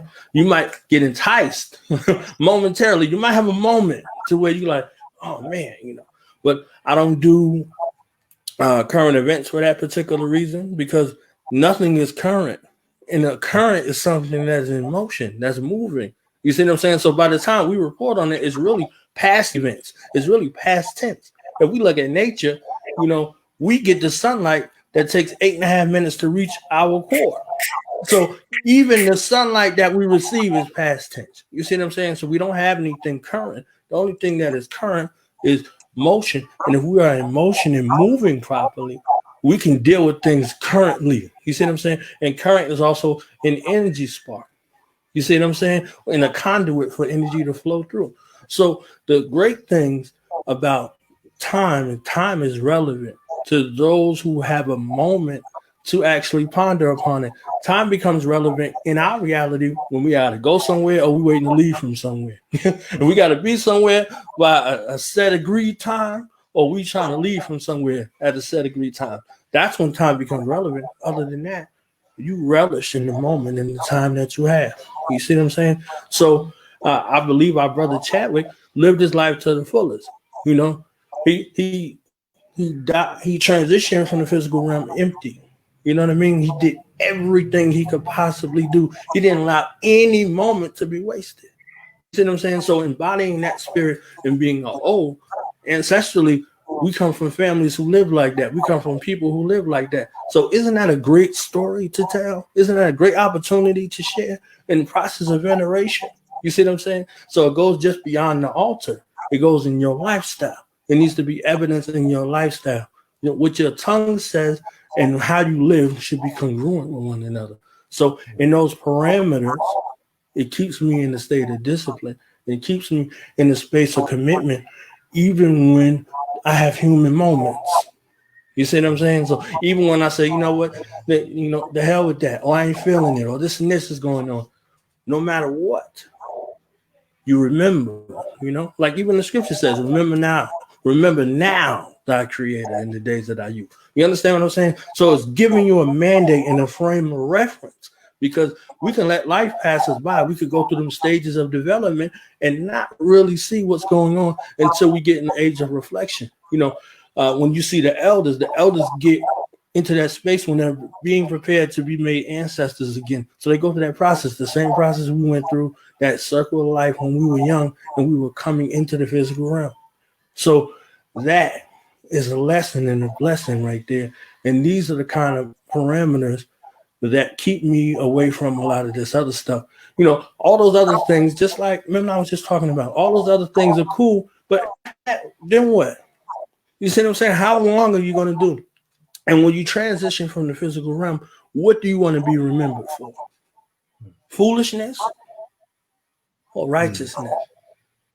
Foolishness, you might get brought up when some fool stuff happens, but righteously, you'll be remembered forever. You'll be immortal in the physical realm. And even though you're no longer here, I wanted to be remembered for providing a platform for our people, for elevation, for motivation, for inspiration, and for insurrection. And that's what, Do Now's Radio is. It's an extension of me, and I'm an extension of it. So it keeps me, out of them tempestuous, treacherous waters and keeps me motivated on the straight and narrow. Hey, Memnon, you said this, brother. I do deep stuff. I do deep stuff, man.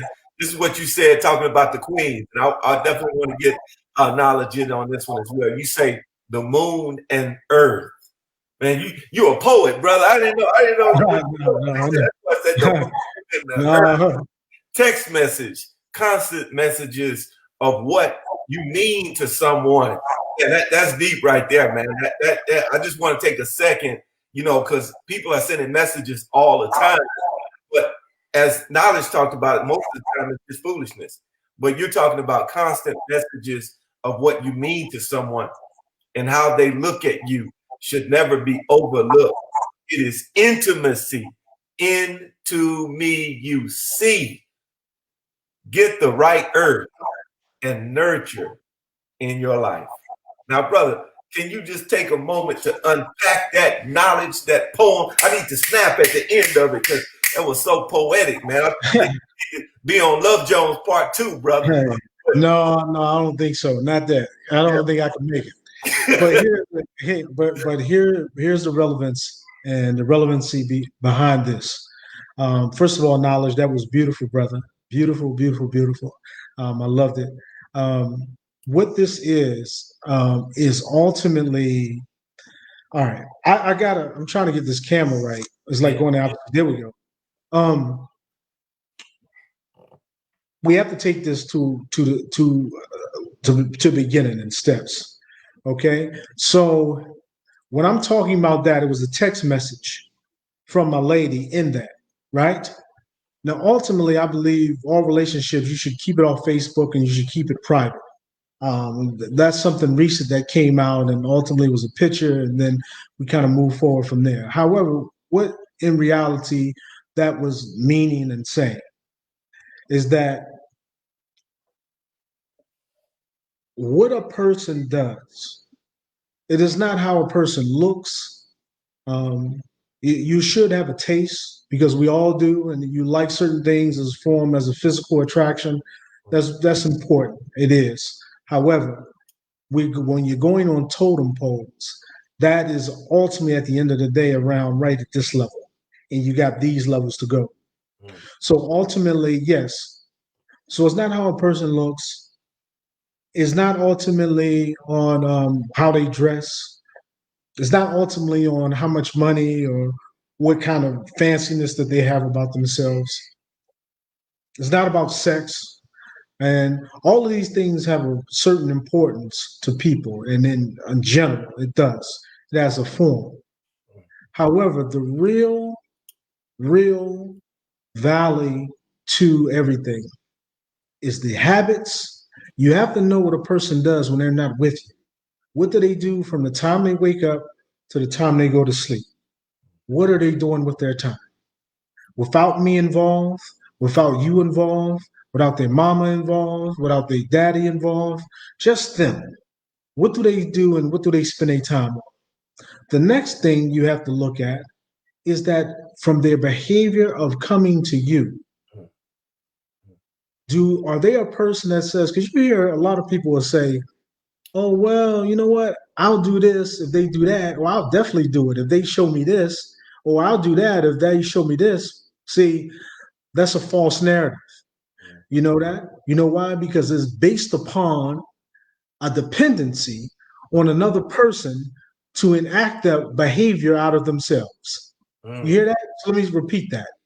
They are dependent upon the action of another to enact the behavior from themselves. That is a non-consistency. That is showing something that in the future, it will drop on you from a very calmer level.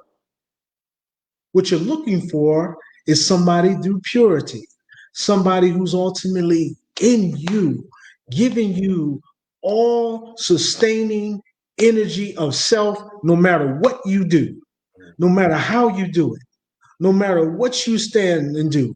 I am going to nurture you to death. See, one thing about a man, I'm talking about a real African manhood man. We need a nurturer. Make no mistake about it. You could be with other people, but I guarantee you, when you have a nurturer in your life will substantially rise to another level. And what I'm saying is, when that person is not dependent upon anything you do and showing you relentlessly a form of passion that is unyielded, meaning, I love you, you are the greatest, you are the most magnificent, you are the most handsome, you are the greatest, everything. This earth is so blessed to have you. A woman like that, what? Think about that. Think about it every day. You got a woman saying you're the most brilliant, you're the most handsome, you're the most courageous, you are a warrior, you are sensational, you are magnificent, you are phenomenal, you are a perfect being. Imagine if you had a woman constantly saying that to you in your ear before you go to bed, when you wake up in the morning, in the middle of your day. What kind of energy you think that'll give you? On a whole nother level, man. I'll be ready. I'll be like Teddy Pendergrass, Al Green, ready to rock and roll, man. A whole nother level. Scientifically, it shows you. They did an experiment called the Enoch scientific experiment, where they took two packs of noodles and dipped it in water. They had one over here and one over here. Every day, they told the one to the jar, the classroom would walk by the jars and say, I love you to the jar. Look it up. It's an amazing story. Look, it says, I love you. Every child, when they came in, said, I love you to this jar. The other jar, it said, I hate you. You stink. I hate you. I hate you. I hate you. Right? They tested the water for a month. And about in 6 months' time, the one that said, I hate you was all melted and dark. And the one that said, I love you was full of life and the water got brighter. Look it up. It's the most amazing thing that you ever seen. That, in general, is what all relationships should be substantiated on. And there's especially for a man, because he needs a nurturer in his life. A true protector needs a nurturer in his life. Make no mistake about it. Right? So for me, what I was saying in that context in the moon and the earth was that, let me tell you something, brothers of the world. Let me tell you something, sisters of the world. When you find a person that can unconditionally, unrelentlessly give you that passion, that unyielding love of all the intimacy that you can desire, that is the one for you. Make no mistake about it. If someone is dependent upon your behavior to have a behavior, don't never deal with it. I will guarantee you in the long run, that person will split and will be defective in your life, some form or way. You want to find a person. Do you understand me, people of the world? Understand this right now. You want a person in your life that is unyielding, unrelentless. If her behavior or his behavior is dependent on what you're doing or how you're doing this, it is not going to bring you to your ultimate and your optimal self. That is not omniscience. That is not omnipotence. That is not omnipresence. If you want that, when you have a person that's relentless in their intimacy, text messages, messages in your ear, lovely notes, nurturing, at your side, there is no comparison. That's beautiful. Zero. Zero. You'll never, if a man ever find, if I get this camera right, if a man ever find, when you find a woman, like that, it's over. Mm. When you find a man like that, and again, a man's role is in different contexts, right? However, the unrelentlessness remains the same, and the habits remain the same from the time he wakes up to the time he goes to bed. But a man, in our instance, brothers, on what I'm talking about right now, you find a woman like that, that's unrelentless, has no dependency on what you do and what you do not do, and will give it to you at 100 degrees. That's it. And that's what that statement meant, brother. It meant that that moon and that earth, when they come together, because you could just have an earth or you could just have a moon. But when you have both, it's a wrap, man. So that's what I'm saying. Never be in a relationship with anybody that's dependent upon your behavior. It will never work. You cannot be with them. I'm telling you. It will end in year 4, 5, or 6. That's the way it works. Because the first 3, you'll be too busy probably traveling and doing all the fun stuff that you're going to do, having the sex everywhere and doing all of these things that you do in the beginning. But I guarantee you wait till you get to those 4, 5, and 6 years, and you will see that there's a great change in all the things that happen. Because you know what happens in those years? You get conditioned to each other. So what happens when you condition to each other? You know what happens? Every year, your condition changes. So what does her condition do? It changes as well. So you're not going to get that. So everything about your lifestyle, right, is going to deflate. Because we just talked about those 2. I love you, I love you, I love you. I hate you, I hate you. When you're not getting that anymore, you're going to fall from the optimal self, from a nurture standpoint, no matter what you do. So there's no way that I ever wanted to be in a relationship like that. That's powerful. So go ahead, bro. No, go and finish that thought. No, that's all I was saying. I'll end it right there perfectly. No, that was perfect, man. That was perfect. Knowledge, I wanted to ask you, because the brother is absolutely right. We have to vibrate at I love you, I love you, I love you. Can you talk about how some men, and this is, I know Memnon, he probably knows Enoch. So, he's not a regular man like us, you know what I'm saying? But he is right though. And I do want to ask you this question because I think it's important. A lot of us, we get very comfortable. And you know what I'm saying? We stop doing the things that we did together and we forget about that stuff. The flowers, texts, the nice comments and the interaction with our woman to let her know that she's important, that she's valued, that she's valuable.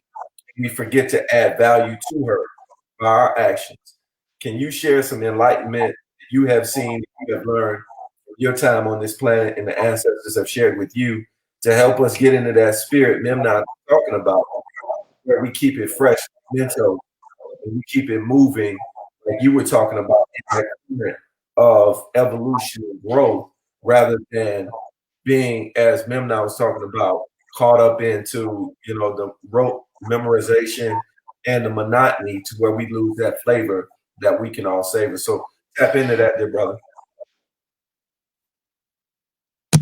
I think going into remembering your purpose. Agent Smith in The Matrix 2, before he morphed in and he showed Neo that all of these versions of himself had came together, he said it is purpose that defines us. It's purpose that moves us. It's purpose that motivates us. So if you are together in partnership, in relationship with someone, you must always remember your purpose. Just like the ebbs and the flow, it's their nature. The water waves, they come in and they go out. You understand what I'm saying? So you go in progression and regression as the planets do, and they revolve and they approach their galactic center. So you're going to have times where you ebb, and when it's time to ebb, you ebb with the ebb. but when it's time to flow, you flow abundantly. You understand what I'm saying? So when you see those things, you become investigative in regards to what purpose is, and then purpose going into manifestation of said purpose. So if you look to see and you take the time to study whom you're with, you know what they need.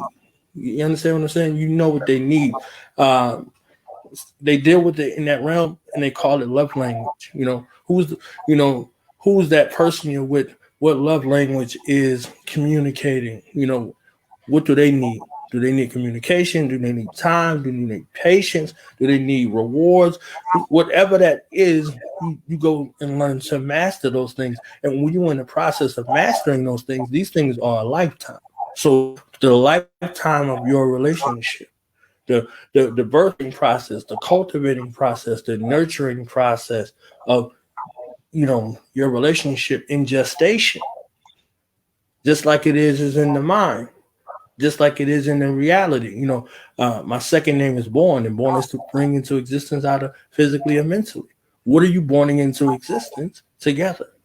What are you manifesting together? You understand what I'm saying? So if this purpose and this goal is something that is greater than you too, it will never be a moment where things start to fizz out, because you are so in tune with the particular purpose and the reason that brought you two together, that you will continue to ascend.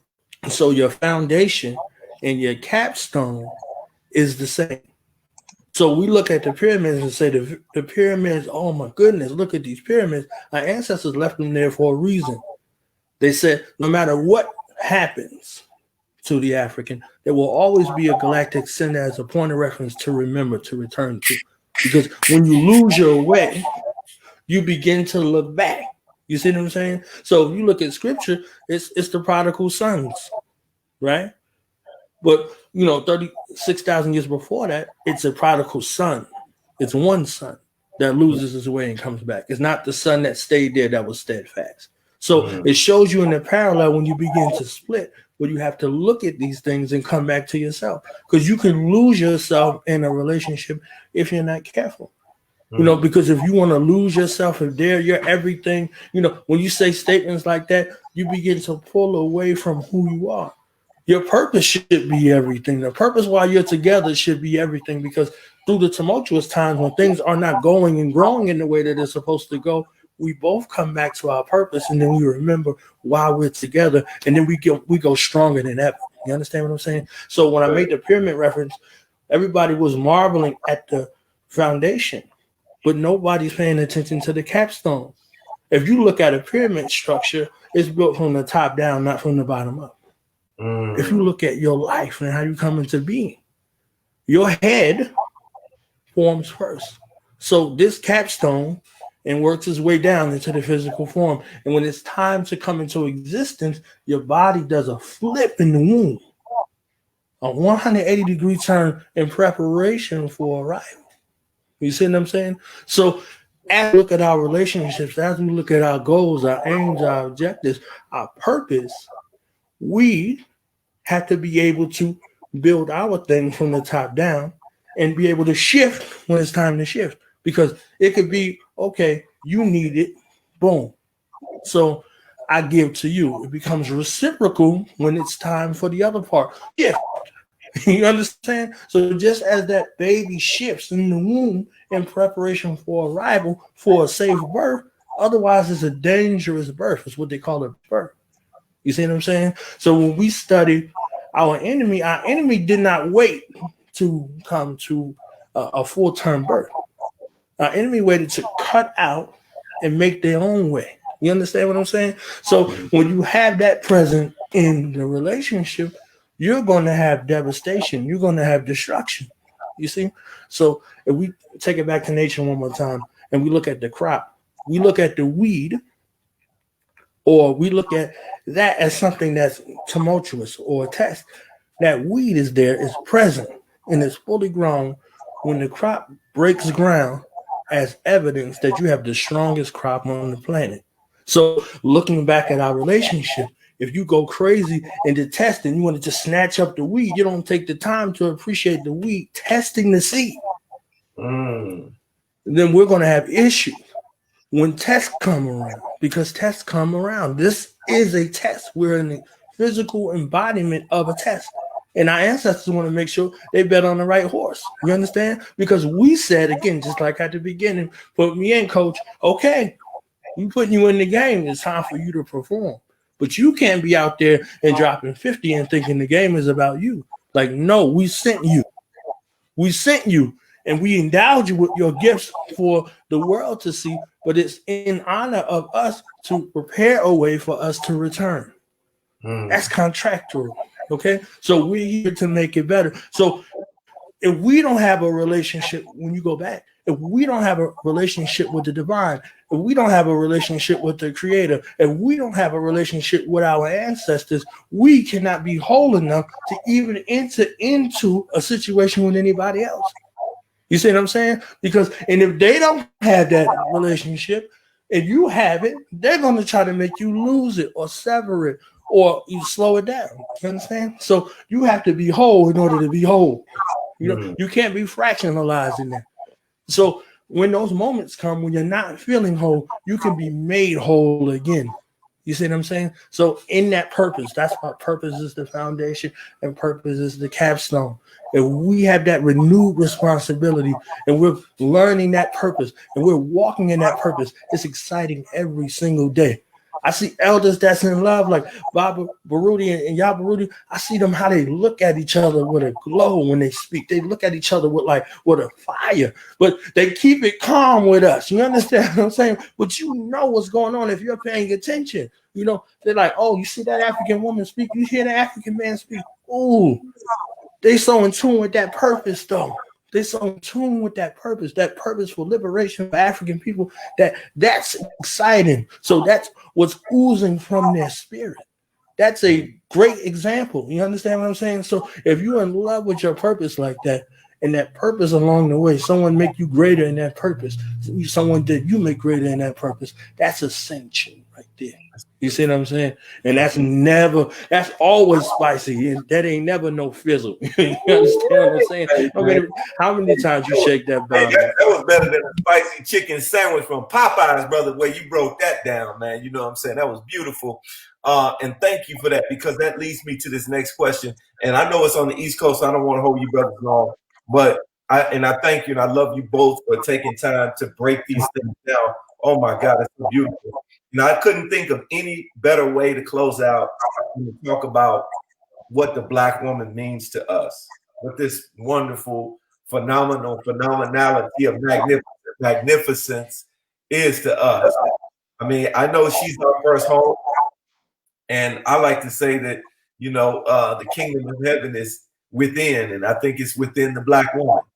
And I think that we owe her a great debt and a great gratitude. So I can't think of any better way than to close out this conversation than to send her some positive vibes and vibrations and to talk about what she means to us.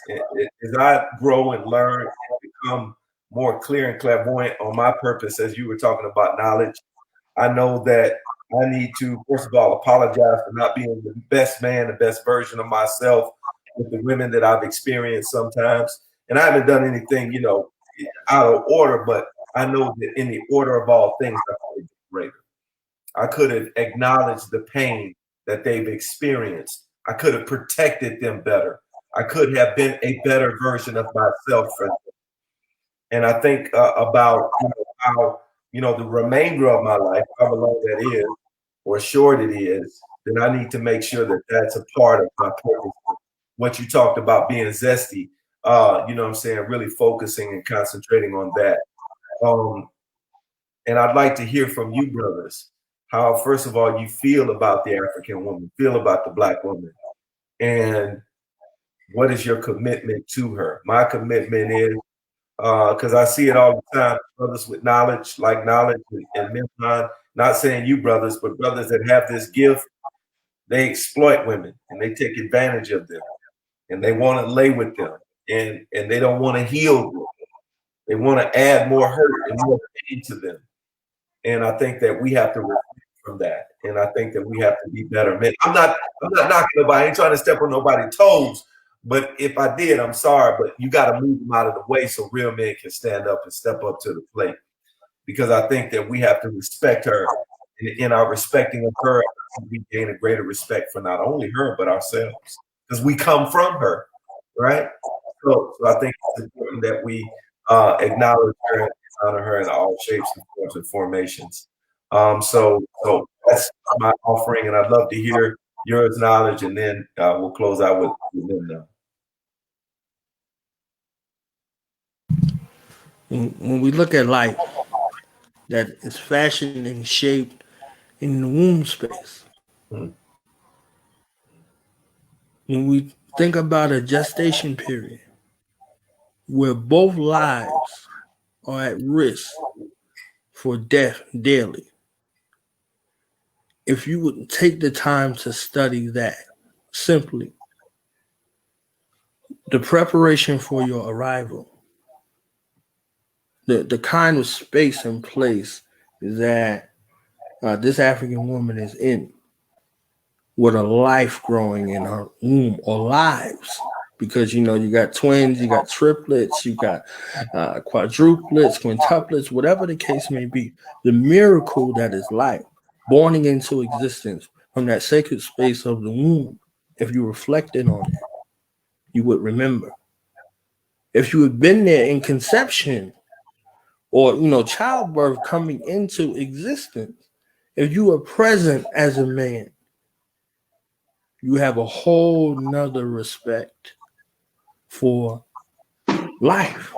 It takes you back. Like death reminds you of life, but so does birth. If you're there present at birth, and I was there for the birth of my children, the hip separates in order to make room for life to come out of the womb. Understand that your hip comes undone for you to come out the womb. That's one child. You understand? Do you know what kind of pain that's in? So you are there as a safeguard for life.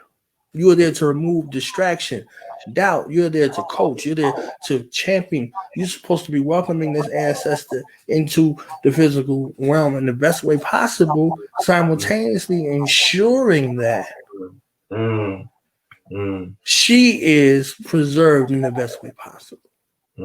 Just looking at the birth story, and I got a birth story out of this universe, and what my mother did not allow to take place, that sum total of ancestral realm on both sides, my father's side and my mother's side, converging in the blood and in the being and in the spirit and in the essence, for me to be on the other side of the equal sign, is evidence enough for me to walk in warriorhood with the proper cultivation of my duty and responsibility to preserve, to provide for, to protect, and to disaster, to violate the sanctity of this African woman.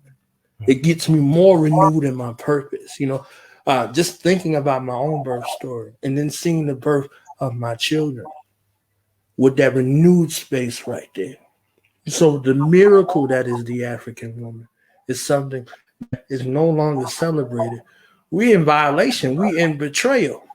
There's a betrayal that had taken place on the planet in regards to severing the ties of the relationship. We allowed someone to come in between us and promise us things, and we sought after them. We violated the trust of our and allowed some things to seek to replace the woman. The same womb space that we came from, we're allowed to be violated, to be disrespected, to be over-sexualized, to be capitalized on, to be killed, to run it after like prey. In our pursuit of the things that were promised to us that we never received. So coming back into a place, there's not enough that can be done to repair the damage of the relationship and the traumatic experiences that they have to undergo on a daily basis, even just in the virtual space. So the physical, the emotional, and the psychological and the spiritual space to restore her to her glory is the duty and responsibility that we have. So just looking at that birth story and just looking at what it took for us to get here, we have an olden responsibility to be reciprocal in that debt that you mentioned, brother said, in regards to repairing those relationships and being in a state of being worthy within her sight. Again, she is the portal from both worlds, the ancestral realm and the physical realm. She is the doorway. We are the spark. She is the doorway. She is the cultivator. You understand what I'm saying? So we have to move in that space of repair, in that space of reconciliation, and the old honor to restore her to her former glory, and not just leave it. Whew, man, that was good, brother. That was beautiful. You took me. First, we talked about the head. You talked about the birth canal. We went through a whole anatomy lesson. But not only that, it was a blessing because a woman is a portal, and that's profound that you connected that to the ancestral realm, and that the child that's in her womb could be a prophet or prophetess, right? And to say that she's just a wet AP, that's too far removed from the reality that she is a true queen and a blessing. And I thank the divine that is going to be working in and of and through you for sharing that with me so that I can grow in my understanding and be hopefully better and more capable and competent in interacting and engaging with her. Brother Memnon, I definitely want to say before you begin, thank you for just taking your time out and opening up, your heart to be a part of this conversation. Knowledge is what he does, knowledge born out of and he shares wonderful statements. And I want to say again, thank you. And I appreciate if you would share your thoughts as well with the African woman, my dear brother Memnon. Well, thank you, brother, for having me. It's been very enlightening. It's been very beautiful sharing this space with you, dear brothers. And said, I couldn't thank you enough. I'm more humbled and honored than you will ever know.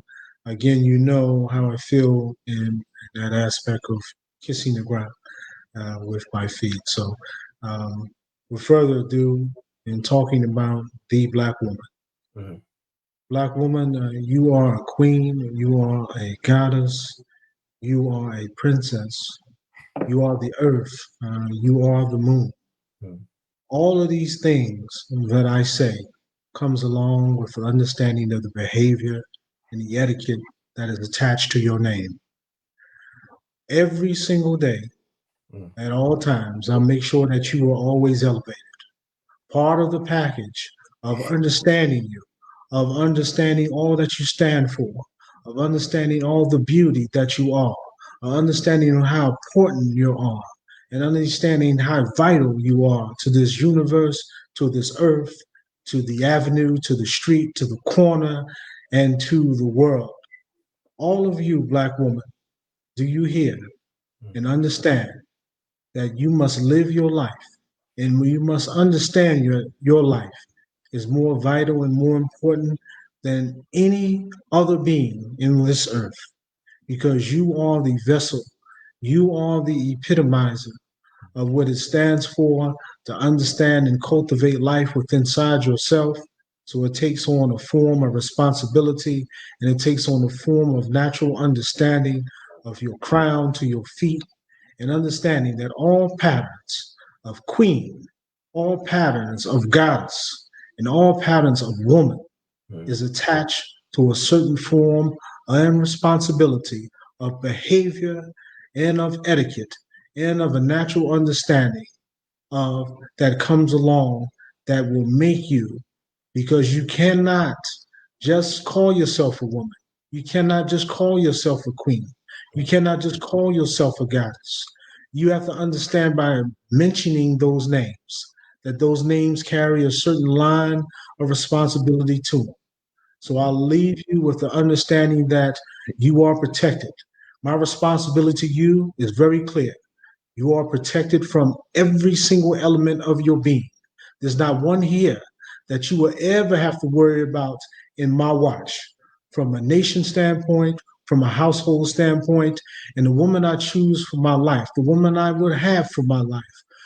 That is my responsibility to ultimately show her on how much I love you all as a whole by making sure that she is protected, by making sure she is provided for, by making sure she has no worry in her life, and then more than anything, that she can always rely on a man to be the epitome of what a man stands for.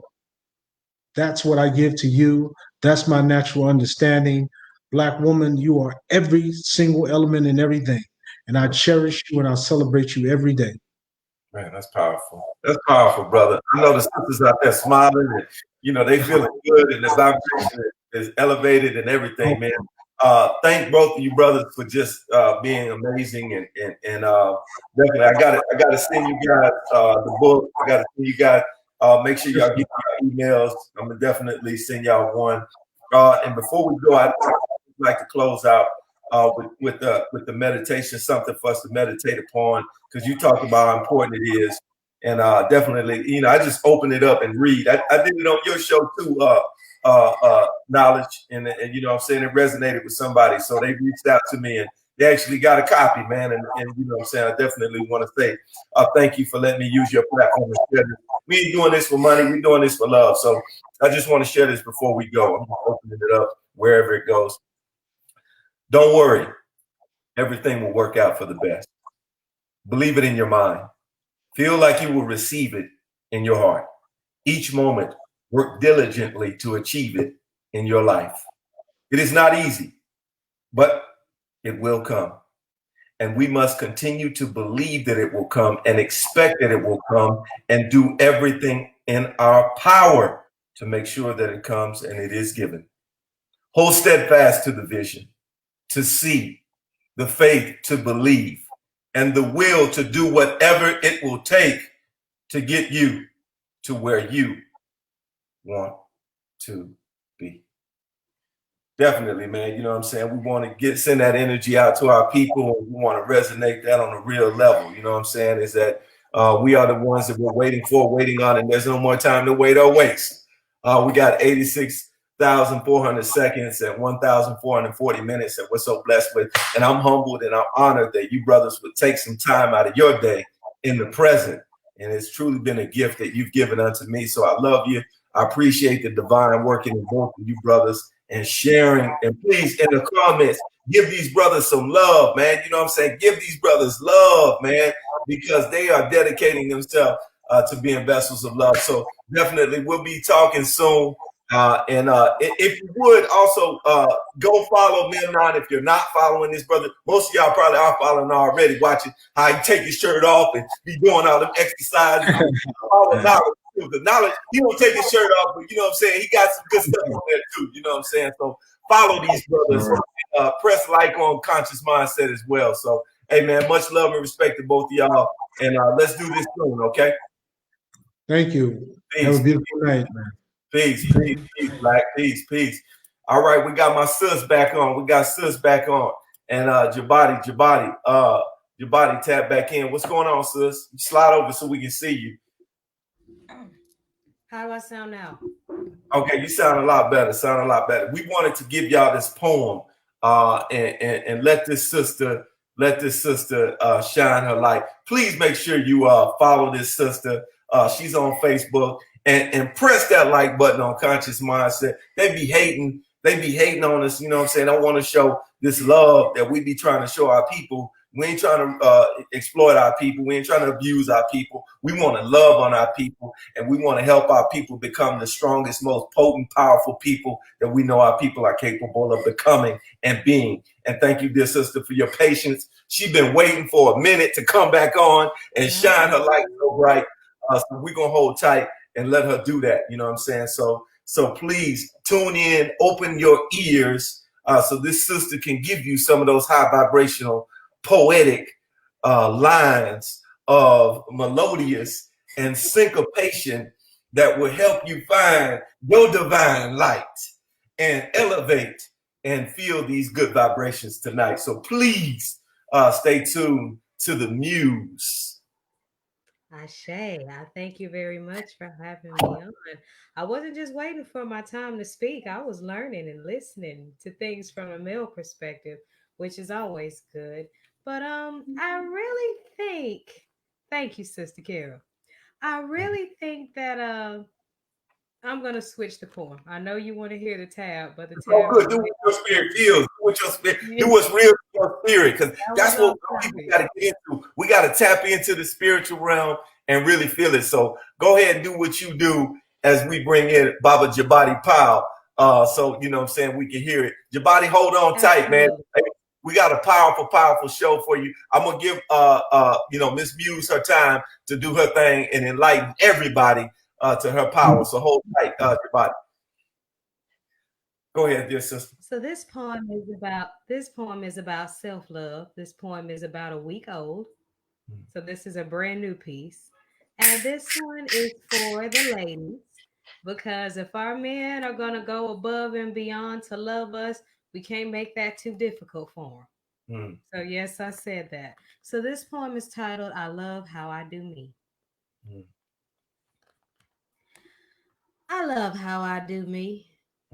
I love my complex transparencies, black, the elixir of my mysteries to stack, my fingertips in my alchemies, my blood and milk divinities to double back, turning stagnant souls to Valkyries. Mm. I love how I do me. Mm. How my life reflects the simplicities of extraordinary occurrence. I love how I walk with endurance, like I got some kind of mystic insurance to give others assurance. I love me. I love switching my melanin curves while talking birds, twisting my tongue lashes, lightning flash with the healing words. I love how I do me. Mm. I love the carbon in my skin.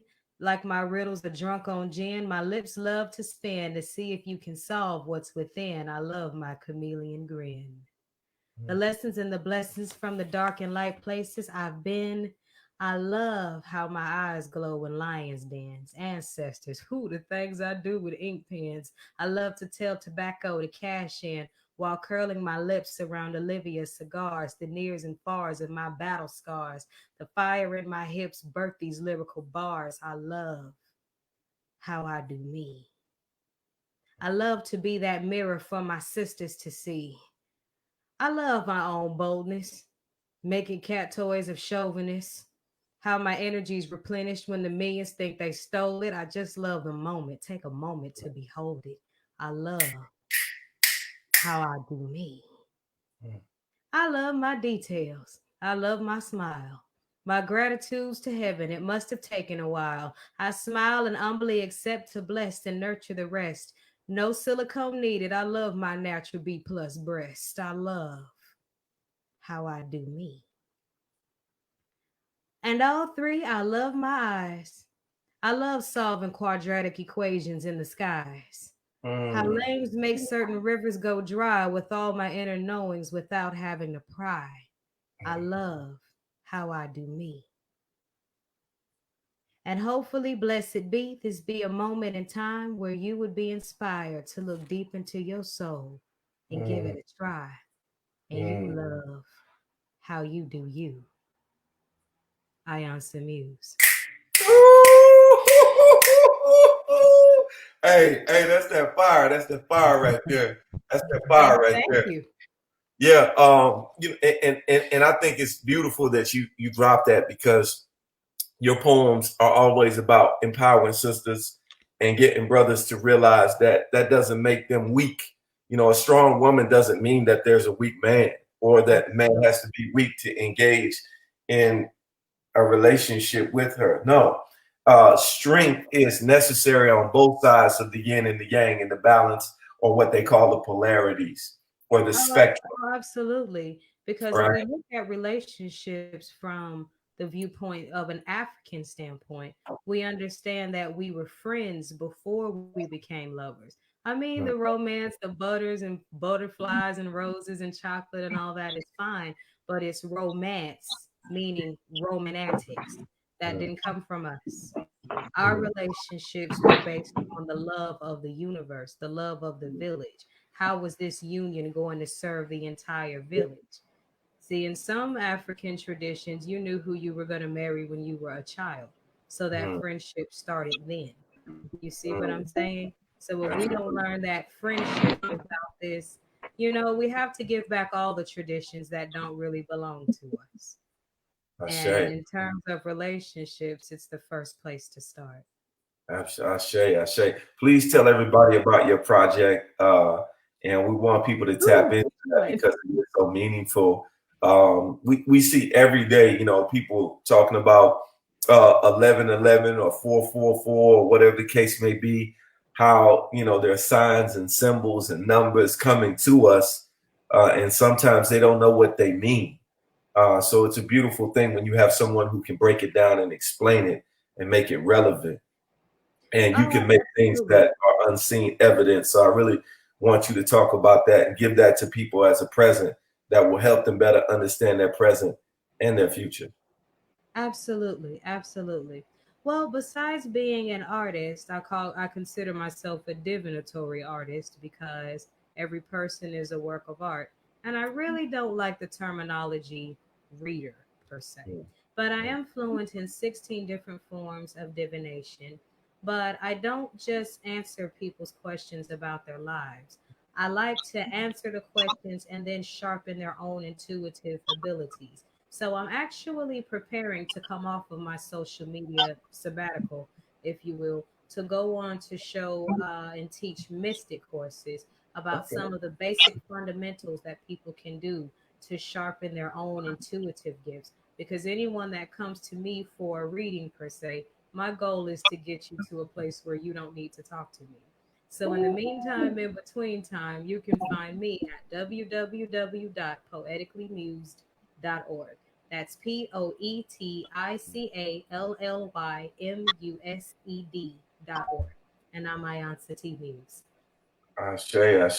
Jabadi, can you hear me? Loud and clear, my brother. Okay. What did you think about the poem, my dear brother? Oh, I think the poem was beautiful, very appropriate. Yes. I want to start the conversation because Jabadi is a master teacher. He has sat down with Dr. Ben, with everybody who has been somebody. He knows them, taught them, showed them, or helped learn them up, as the old folk would say. And I want you to start out because we did start out about the power of the Black woman, and that's something that you love to talk about and you love to teach about. And let's start that because we got a beautiful Black woman that's drinking on that water right now, you know what I'm saying? And, feeling the vibration and now some vibrations as well. So let's start the conversation there, Baba. And I know many people have been missing you. They've been asking, where's your body? Where's your body? Where's your body? I said, he here right now. So let's start the conversation about the importance of the Black woman and what she meant in the ancient times, especially with our ancestors. Oh man, you see how his system always be dropping off.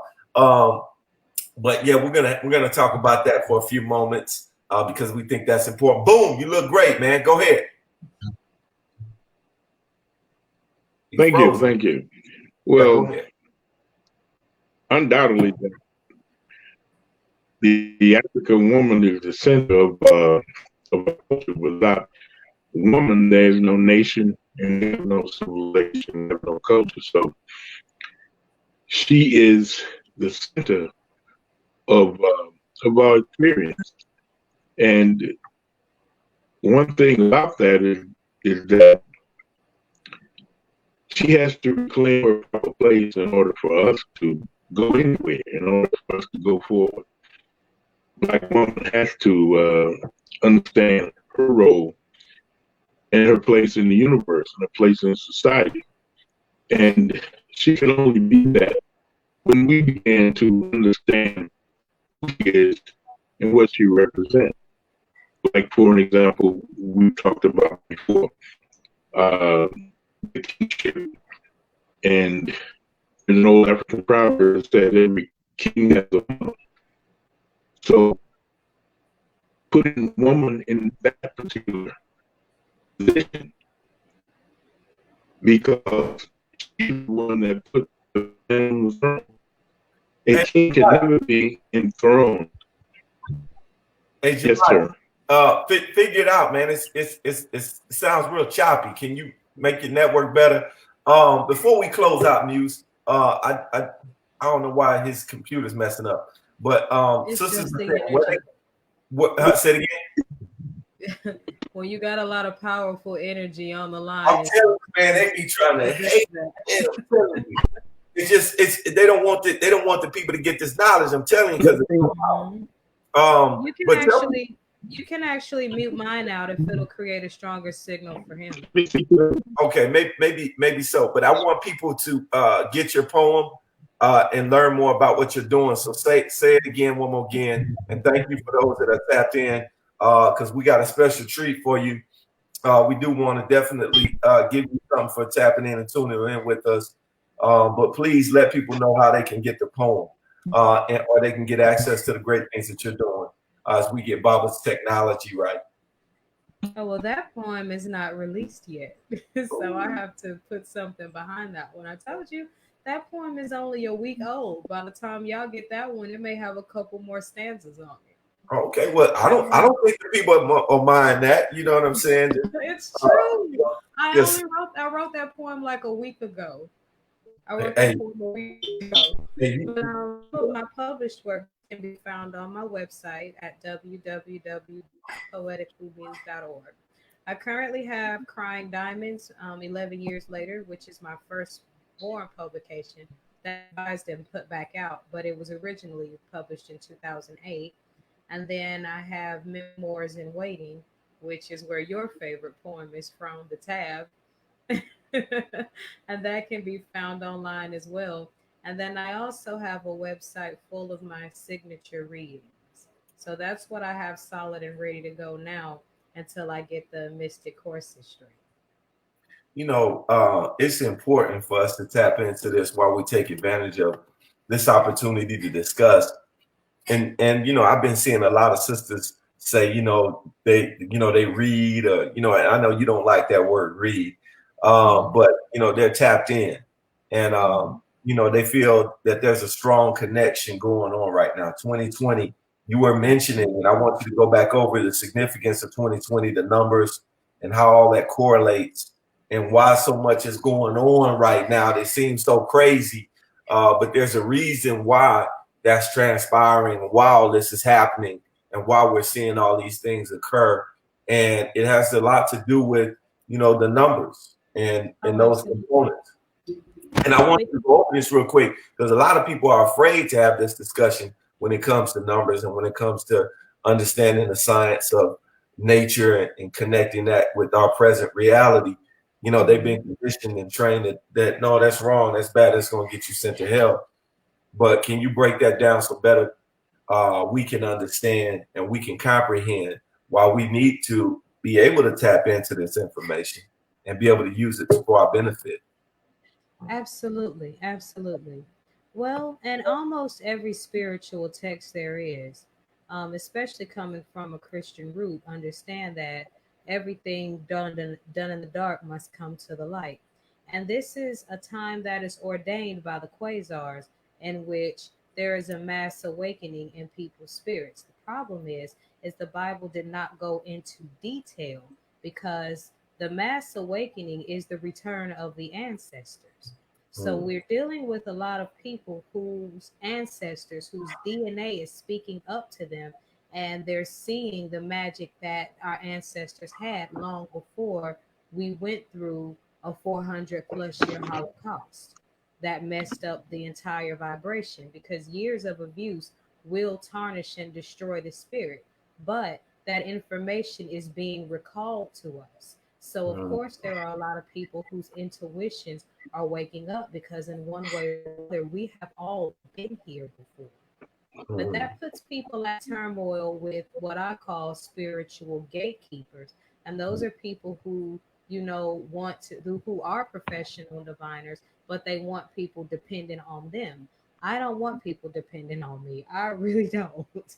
I really don't. But in terms of numerology, the year 2020 boils down to a 22/4. That's a very high vibrational number. And as the masculine divine number is one, the number of the divine feminine is two. And when that doubles up, that's a double nurture number, adding down to the number four, which is the number of foundation. Because for the earth's foundation, you have summer, autumn, winter, spring. That's the equilibrium of the earth. You have four times of day. You have dawn, you have noon, you have dusk, and you have midnight. The 3, the 6, the 9, and the 12. That's another 4-point equilibrium. You have four main elements: fire, water, air, earth. There's that 4-point equilibrium again. So, what 22/4 is teaching us this year is that this is the year of the master builder. Now, the main adjective of that phrase is master builder. So that's the difference between the old house built with wood and the one built out the plywood. You see what I'm saying? But in order for us to build master structures of ourselves, certain demolitions have to be done, because all that does not evolve worldwide will become extinct. So that's where go that ahead. stands. So Go the mass awakening is actually a good thing. And I think that more seasoned readers and more seasoned diviners should, well, I'm not here to tell people what they should or shouldn't do, but it would be a good idea to do as much as we can to help people understand their intuitions, understand their dreams, understand what they're seeing, as opposed to saying, you just need a reading from me.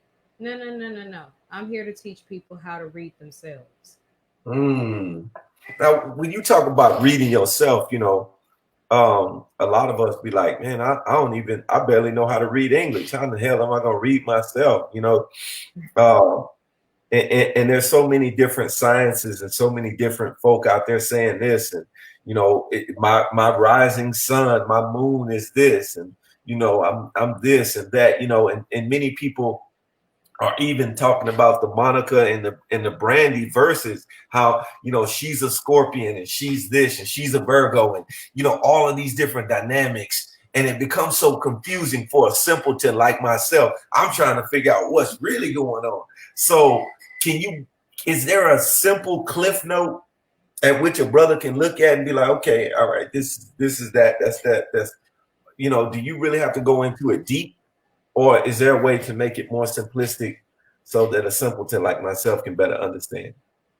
Absolutely. It's just the process and taking things in one thing at a time. One thing at a time. I began my journey with numbers and a pack of playing cards. That was it. And what I knew biblically from having been raised a deacon's daughter. Start small. Allow your process to be the process, because you can drive yourself crazy if you jump in too far deep too fast. Now, as far as astrology is concerned, well, I don't really get into a person's a Scorpio, so that means this, a person's a Leo, so that means this, because actually, just going by your sun sign is only judging a book by its cover. You have to look at the whole mystic blueprint, and that includes, just on the basics, your sun, your moon, your rising, your descending, your vertex, your Lilith. And even for our people, we need to know more about our astrology in the African zodiac, because that one was there first. So astrology for me is not really much for entertainment. So you won't see on my websites a lot of fun, cutesy stuff about astrology. No, astrology is about understanding your inner universe first, and then you plug it into your outer universe. Any advice that I would give any beginning readers is, number one, you are your first client. Wow. When you become a reader, you are your first client. And you Wow. have to be okay with looking a little strange to people, because you will. but you are your first client, because the more you know about you, the more you can help people reflect on themselves. But we tend to get like, and it's really exciting. So it's not a bad thing that a lot of people are feeling the vibrations and they want to go read on people. But the best thing to do really is take some time reading and understanding yourself. That Uh, way, you know how to connect with energies that come around you. Because it's a lot of us. That's hence the Bible verse, my children shall rise up in prophecy. You see what I'm saying? But right. that throws a monkey wrench into things for people who are into, the readings for the business purposes and for the money of it and all of that. That's a little threatening to them because it's kind of like a janky mechanic. you know it's like someone comes to you for one thing to get their brake fixed, and then you purposely loosen up that spark plug, or you don't tell them something Uh, wrong with the spark plug so that they'll come back for another mechanic fix. And it's a lot of spiritualists that work that way, and that's why my ultimate goal is to get people to a place where they don't need me or any other reader. uh, This is how you look at it for yourself. And that has caused me to have to take a sabbatical for social media to really, cook up the medicine and make sure it's right. that's beautiful because in this day and era, it's a lot of people that's doing things for bread and for clout and for attention rather Mhm. than really elevating and focusing people's minds on tapping into their higher dimension. And Yes. I have to mention this because many people have the perception of Miss Cleo, right? You know what I'm saying? They think of that as being in that concept. And, even in African societies today, they look at voodoo or voodoo or Oshun or Ifa as being African demonic work. And they're being taught not to listen to the Devoneers or the shamans. They're being led into other faiths and other traditions. And I Mhm. think it's quite ironic. We're seeing so much peril in our society, but in societies like Cuba and other places where they're still doing these activities and these works, they're still protected. And one of the largest revolutions in terms of Africans outside of the continent of Africa was done in Haiti, and the Vodouns were all around and putting out wonderful and beautiful expressions of light and love. I really want you to talk about that for a moment so that we can get out of the programming and at least open enough to learn about it rather than say, oh, that's that voodoo. I don't want to deal without it. And really taking the time to learn it so that we can grow if it's possible for us to use it as something effective. Oh, it's most definitely possible, because here's the thing about it. Number one, when we were brought over here as enslaved Africans, because we were never slaves, Mm, okay, facts. the first thing that was taken from us were our native customs. Don't you see? It all comes full circle. They had to demonize us to ourselves. You see Right, what I'm saying? The right. only thing that makes any type of prayer or ritual positive or negative is its intention. Voodoo is, or voodoo, there's really, voodoo's not really a real word, but that's another Right. conversation. But it's really no different than a Christian person getting mad at somebody and saying, I'm going to pray on you. That's still a negative intention. That's still a form of a hex or a curse, or, it's Right. all, you see what I mean? Right. Now, as far as so many of our people reaching for so many different spiritualities, we still have to love our people through that, because there's no other people on the face of the planet like Black African American people. Why? Because we are the only ones who are mixed with everything on the planet. Mm, mm. So our DNA ancestry, a couple of Asians might fall out of there. A couple of white folks might fall out of there. We talking about people who have been scattered to the four corners of the earth. So it makes sense that our people will reach for different spiritualities, because everybody doesn't have diviners and stuff that they go to. So they go where their spirits lead them, if that makes sense. Right. But see, when you have a person that doesn't know that they have Asian in their DNA, or they don't know they have Hispanic, they don't know, what all is in their DNA, it makes sense, because our people and our cultures and our traditions, as far as spirituality, have birthed every religion on the planet. Straight up. So I would just advise people to progress and take their time, because sharpening the discernment as to what is and what is not for you spiritually is what will keep a lot of things that shouldn't be on your path off your path. And I'm glad you mentioned that. Not to cut you off, sis, but I really want before we go out, I want to talk about this, because we spend so much of our time getting information, you know what I'm saying, or absorbing things that are being sent to us, and rarely do we spend that time. And what I want people to do after they get off this conversation is I want them to use some of the techniques we're going to share with them about listening to that intuition and that divine that you talked about, you just mentioned.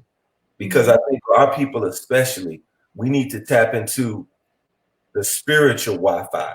Everywhere we go, we find in the Wi-Fi, what's the Wi-Fi code? What's the password? But how often do we think about our spiritual Wi-Fi that will give us direction, that will give us greater introspection, and allow us to have reflections that are not filled with fear and regret and worry, but will focus us on the lessons that we need to learn, so that we get out of the concept of losing, but we realize that everything is a win. Either we win or we learn how to win, right? Yes. So we grow from our experiences. But to fully do that and achieve that, we have to be cognizant and aware, right? So that we don't miss those things that this society has us distracted, looking at trinkets and getting caught up in the madness and the mass confusion, so that we don't tap within and listen to that divine existence and guidance. So I'd love for you to share how you were able to listen to that voice or listen to that spirit and hear it and allow it to move you. Absolutely. One, we have to understand that in the spirit world, what's large is small and what's small is large. Break that down. Little things. Memnon really hit something on the head when he said prayer is the request and meditation is the answer. All of us have our own Rolodexes of experiences. If we could just be brutally honest with ourselves, everybody go back into your own personal archive of memories and recall a time where you were in a situation and you felt something not up in your spirit and say that don't feel right, but you did it anyway. Oh, you done it anyway. And then you reap the consequences of that action and you end up mad at yourself. Not because you mad about what was happening. You mad because you knew it was going to happen from Jump Street. Then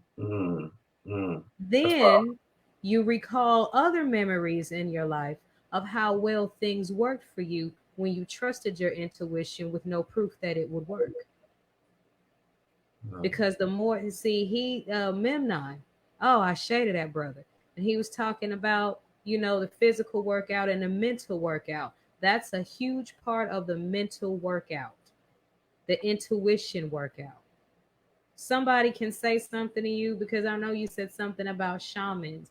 And, because we have a lot of people in the world that are, posing as shamans. And if your intuition tells you some ain't smelling right here, right, you go with that. You follow that. Right. Because see, when the ancestors test you, and this is a direct correlation to the Christian stepping out on faith. When your intuition tell you to do something, ancestors ain't always going to tell you why they said don't go that way. They're going to see if you trust them enough to follow them. And then once you do it, they say, good job. Or your intuition says, see what I mean? But then when you don't trust your intuition, and you get that smack on the butt from the crossroads, how many of those do you need to document before you start listening to yourself? You get what Right. I'm saying? Right. Everybody has what they call psychic ability. Everybody has that built-in intuition.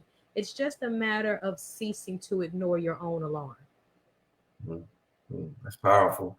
It's listening to your own alarm. It is quite alarming for some what we've experienced this year, and it's been a lot of pain. But I'd love to go back to what you said in terms of there has to be a destruction so that we can rebuild. And I really want people to think about, not only this week, but every week thereafter on what we're building, how we're contributing to something greater than ourselves. And Knowledge said something that was so profound. He said the pyramids weren't built from the bottom up, they were built from the top down. Exactly.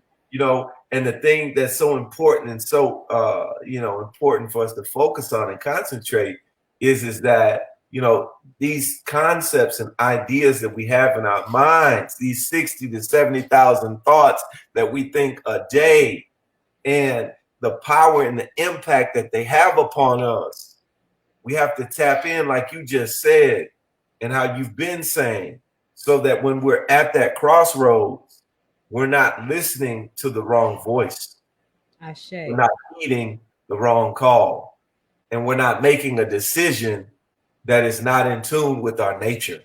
And I think that that's extremely important, especially for our sisters out there, because many sisters have told me, I just didn't feel it, didn't feel right, but I just went with it. Everybody else said do it, so I did it. And I've even talked to brothers that was like, well, I didn't want to look like a punk. And there are a lot of brothers and sisters out there that know it, that feel it, that are connected to it, but they're scared and they're afraid. And I want to be able to have you say something that will allay those fears by being able to tell them that it's okay, that they're not crazy, that they're not strange, that they're not alone, that they won't be sent to hell, but that this will bring them into a greater understanding of themselves. And they'll be able to build something that will, for the first time, maybe be real and mean something real to them. Because that's the thing that I share with people all the time. It doesn't matter what other people think, because ultimately you're the one that's doing the thinking. Exactly. And you have to be with that thinking all the day long, 24/7. And it's important for you to feel peace and to feel a little piece of heaven with the mainframe and the mind that you possess. So I want you to bless everybody so we can understand that it's not natural to be in constant stress. No, it isn't. It It's isn't not natural to be in constant worry and fear, to be constantly thinking about bills, thinking about, is your boyfriend cheating? Is your girlfriend telling the truth? No, that is not natural. at all. That we're out our naturalness. At all. Right? I would say number one, the best way to deal with trust issues is to trust yourself. Trust everyone to be exactly who and what they are, and trust yourself to deal with them accordingly.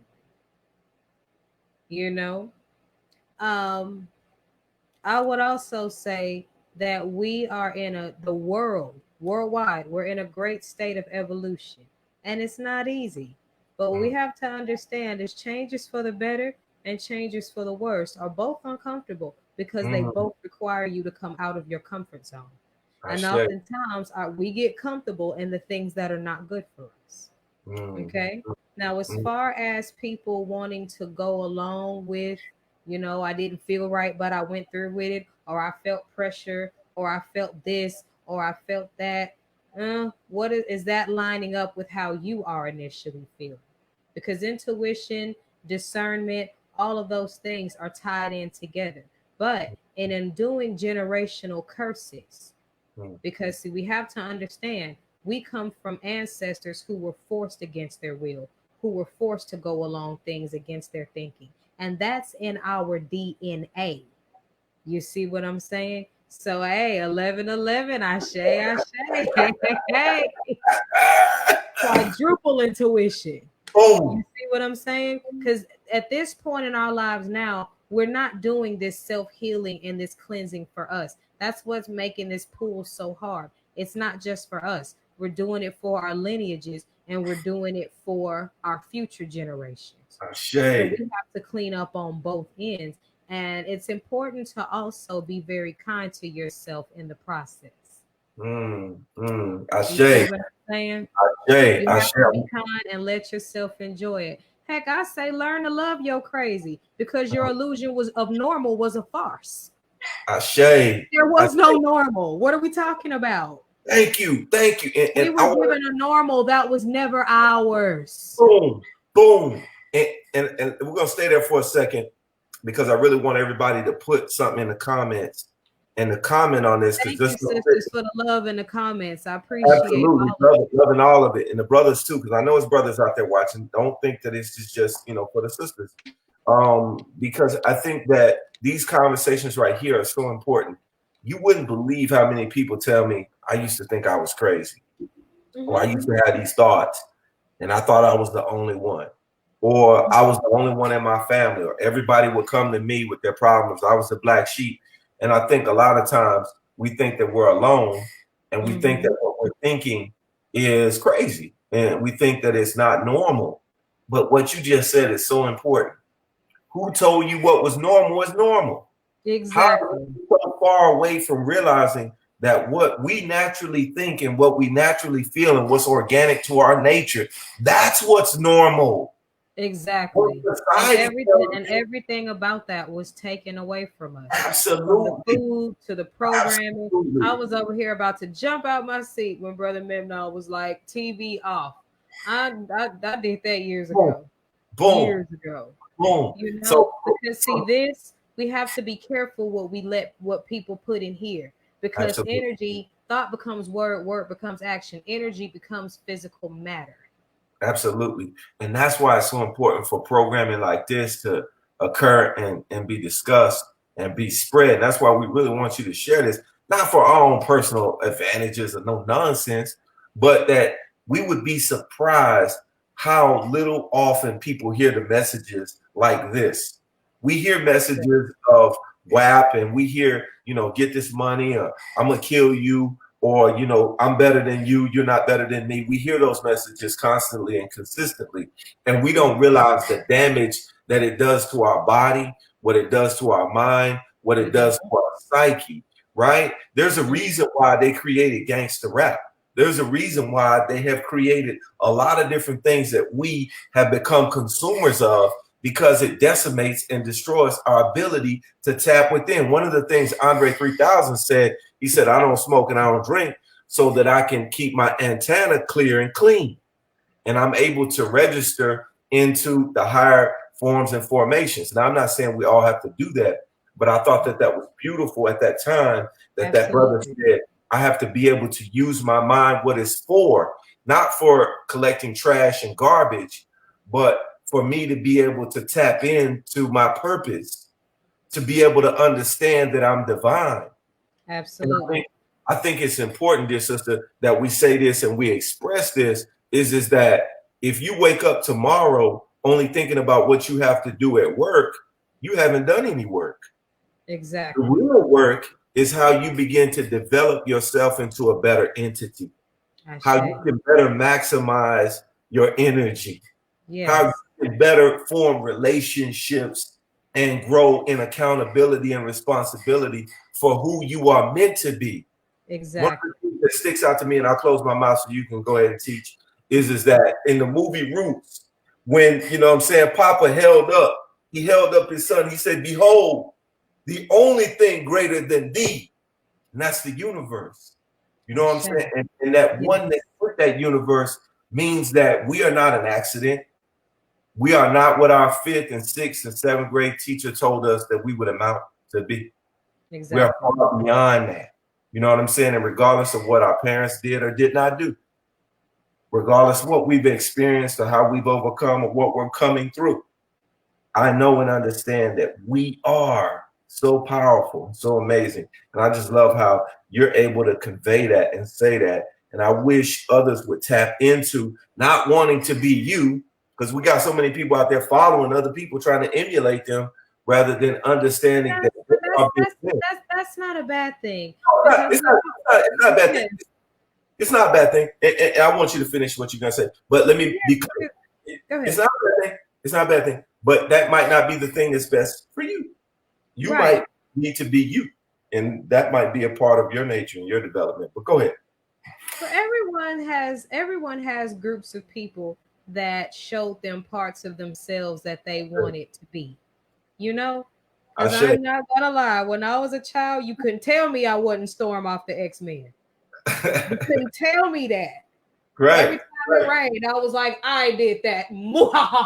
Right. You know, we have that. I was greatly inspired by Shaka Khan, Maya Angelou, you know, Harriet Tubman. I So should. I don't take it as, you know, even if a sister is wanting to be like me in a way that's kind of imbalanced, I just pray that she picks out the parts of me that she sees in herself. And then as she continues on her journey, she finds the parts of herself that she wants to evolve when I she's should. honest with herself I about should. how is she like me and how is she not like me. Hmm. And the reason why I don't entertain the trying to be like and the competition and all that, I don't entertain that because my only competition is the woman I was last night. Hmm. So Straight that's up. my only competition. And it's Straight like, up. it's good that the energy of competition is rising. Now all it has to be is properly directed. Because I once should. people more understand that who they're really competing with is themselves, it'll smooth out. Right now, we're looking at the rebirthing stage of an evolution. So Hmm. it's going to be a mess right now. We're Yeah. the worldwide cleanup crew. We have to heal the past so that the future can have something. So this Absolutely. is our age. That it's gonna be wacky, it's gonna be wild, it's gonna be crazy, it's gonna be all of that because the earth, Ibasheto Nile, is ethering everything that needs to come up. And when it blows over, everybody has to deal with it in some way. That's why when the whole plague thing happened, that's why the whole world was on lockdown. Hmm. You see what I'm saying? I The should. whole world was on lockdown. Mother Nature gave all of us masks. Don't open your mouth till you say something worth saying. Uh, uh, You see uh, what I'm uh, saying? You can't Hey, even breathe my air till you get your act together. straight up, straight up. We wanted to go to this real quick before we Okay. get out because I don't know if Bob are going to be able to come. I don't know. But you know, we got to get to this, and everybody that stepped in really appreciate you. Make sure that you Thank follow you all. and press like on Conscious Mindset and follow so we can continue to keep giving you this news you can use, flavor you can savor. So you definitely need to tell a neighbor. Because what we have to create is, I know Black Lives Matter is important, and I know all of those things that we see ruminating and emanating in our society. But one of the hashtags that we believe is important is community care. And you are a powerful vessel in your community. And I know everybody that's tapped in and tuned in is as well. But what we have to begin to realize is community care is not just doing community service, trash picking up, and going to events and listening to lectures, but checking in with each other and telling each other how valuable they are. So I just wanted to take these few moments and say, you have always been committed to not only using your art to show your artistry and your brilliance, but using that to help others heal and others heal in a way in which that enriches their lives. So as you just said, you're not taken aback or turned off when people see something that they want to emulate in you, but use that as an impetus and a catalyst so that they can find the real them and they can be the real essence of what they were designed by the ancestors and the creator to be. And I think it's important as I say these words just to let you know that you care for the community and the community cares for you because you are a divine light. And I think it's important that each and every brother and sister find that person that they feel that way about in their life and say, man, I just want to take a few moments of community care because I can't see you in person. They got us all quarantined for right now. But I think that we have to break out of that at some point. We got to glove up, mask up, and see each other because our people are people of connection. Our people are people of touch, are people that want to be in your circumference, want to be in your personal space if need be. But ultimately, let's use and utilize this opportunity to show that we care, and we care most and importantly about our community, because commune is the ability to be able to connect or communicate, and unity is oneness. So I appreciate you for always keeping that at the forefront of your thoughts, and always being capable and able to share that with the rest of us mere mortals. And I want to say thank you to each and every person tapped in and tuned in, because I know that you've been doing that too. And sometimes you don't feel like that's appreciated or that's properly valued. But I want to let you know that those who need it see it. And you better believe we believe it. And you are helping us to grow, to be able and capable to know that we can achieve what we need to too. So I just want to say thank you, and continue to hope that you're inspired to continue to inspire and aspire to go even higher, so that we all can conspire to be better, bigger, and brighter. You know, I love you, and there's nothing you can do about it other than loving on somebody the same way that you know, somebody's done unto you. So definitely appreciate you, dear Queen. And you know what I'm saying, want to give you an opportunity to share some of your final thoughts, so we can get some of that good positive energy that only you bring, the way you bring, and it brings so much joy and so much light to the rest of us. Standstills are turning points in disguise. Everything that's going on now, I know people love to use the term, it's a lot of, you know, SHIT going on. Yeah. But keep in mind that SHIT is fertilizer that turns over to grow new soil. Grow new fruits. Grow new fruits. And when we harvest them, they will be for our children. They'll be for ourselves too. So this is a wild time of life, but also keep in mind, this is the only life you have. Don't forget to enjoy it, because joy brings healing vibrations. Healing vibrations heal the temple. So be happy and grateful for all that you have in spite of the craziness, and watch the magic unfold. Wow, watch the magic unfold. I like that. I like that. That definitely is a big one. Please make sure you reach out to the Muse at www.poeticallymuse.org, or you can email her. Say your email, dear sister, because you say it so much better than me. scribesmuse@gmail.com. Absolutely. Female sacred writer. Okay, cool. We want you to reach out to her. Send her a quick little message. And she says she's taking a sabbatical from got me saying all them big old words, sabbatical, and got me feeling all smart. I'll be back in a minute. I'm just cooking up some stuff. Okay, well, that's what's up, and we definitely appreciate you for tapping in and tuning in with us, and sharing some of your stardust as well. So we definitely appreciate it, and salute to you. Okay. Ashe. Thank you. Ashe. Peace.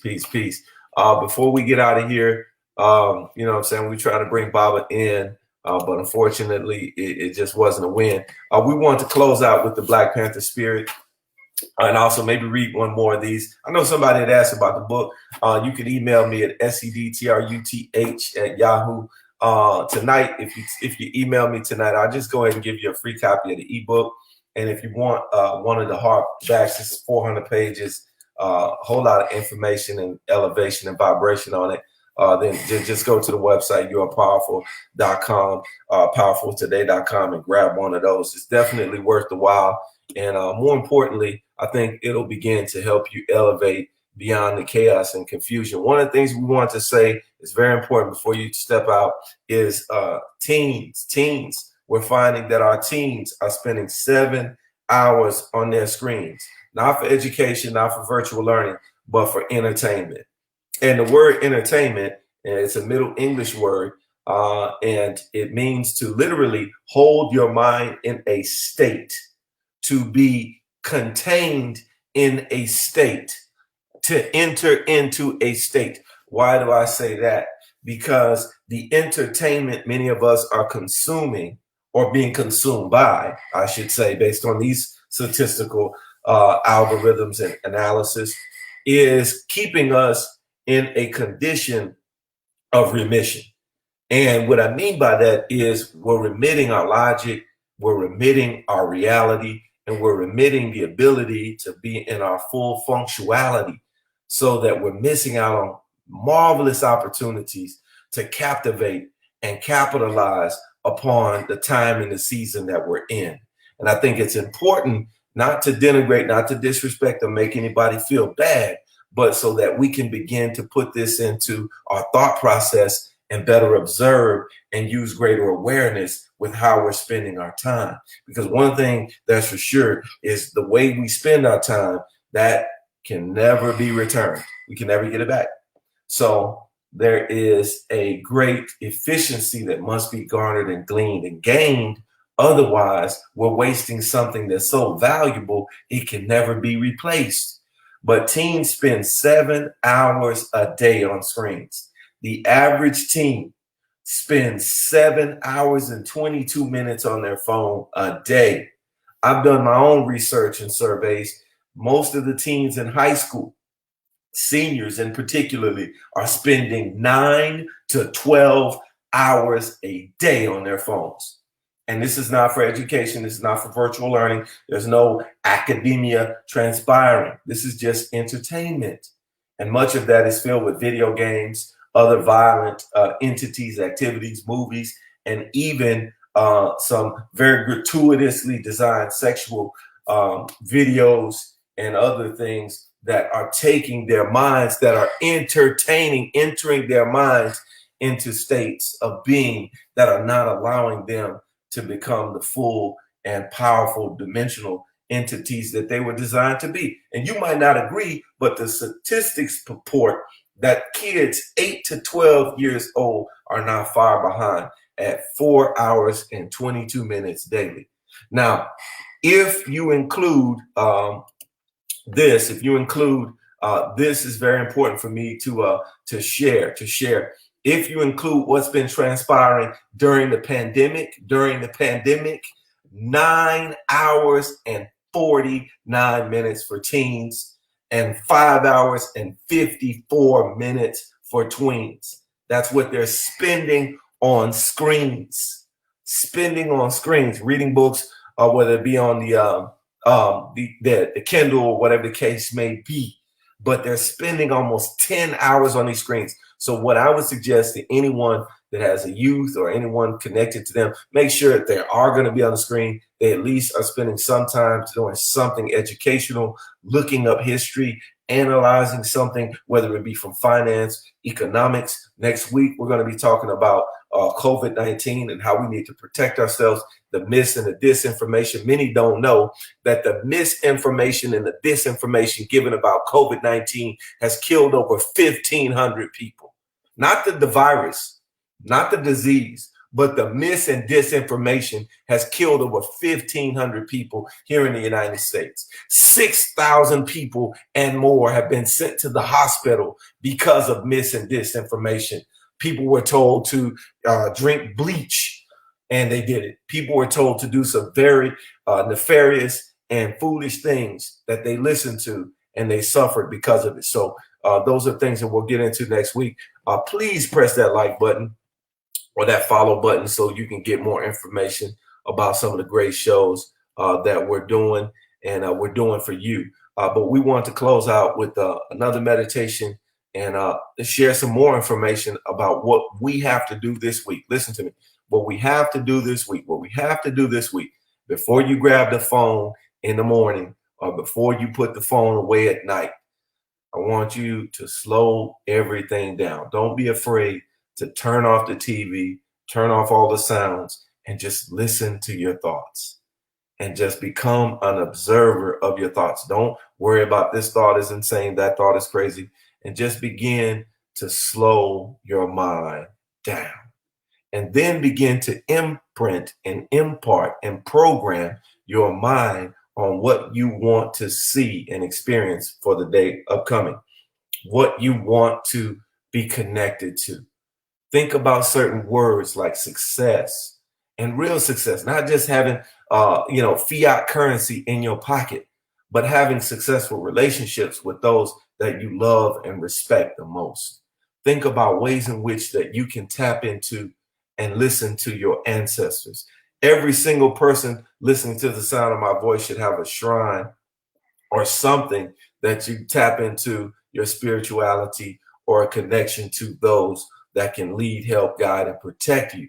And then I want you to think about whether it be Black Panther or whether it be some kind of figure in your existence that you can tap into and energize and synergize with, that will give you not only the strength to be able to know that you can overcome, but you will come to point and position to realize that now is the time for you to do what you need to do.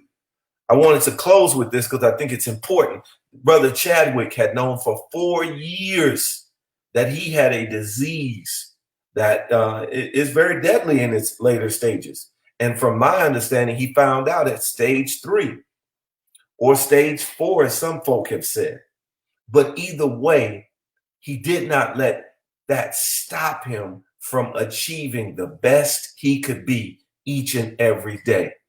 There were actors on set that did not even realize and understand the conditions and the situations he was under. And I think that that's something very important that we can learn from, is that instead of spending time complaining, worrying, in fear and in doubt, and spreading out all of this toxicity, we can use that time to be in our best and most effective with our abilities. And we can achieve things that we marvel at and that will stand the test of time. And I think that if we really sit back and think about even the pain we feel, some of that is from the fact that we didn't understand how real that brother was. And we didn't recognize how important it was for us to say thank you and we love you. So I would hope and pray that those that you come in contact with that give that spirit, that tap you into that good energy and that good vibration, that you would acknowledge them and say thank you. You wouldn't realize how important, if you haven't heard the word thank you, if you wouldn't understand how important that is to hear, especially when you've been given everything you got and folk come to you and they don't say anything. They don't recognize it. They don't act like they appreciate it, or they don't acknowledge it in any way, shape, or form. You can only think about how detrimental that could be to your psyche.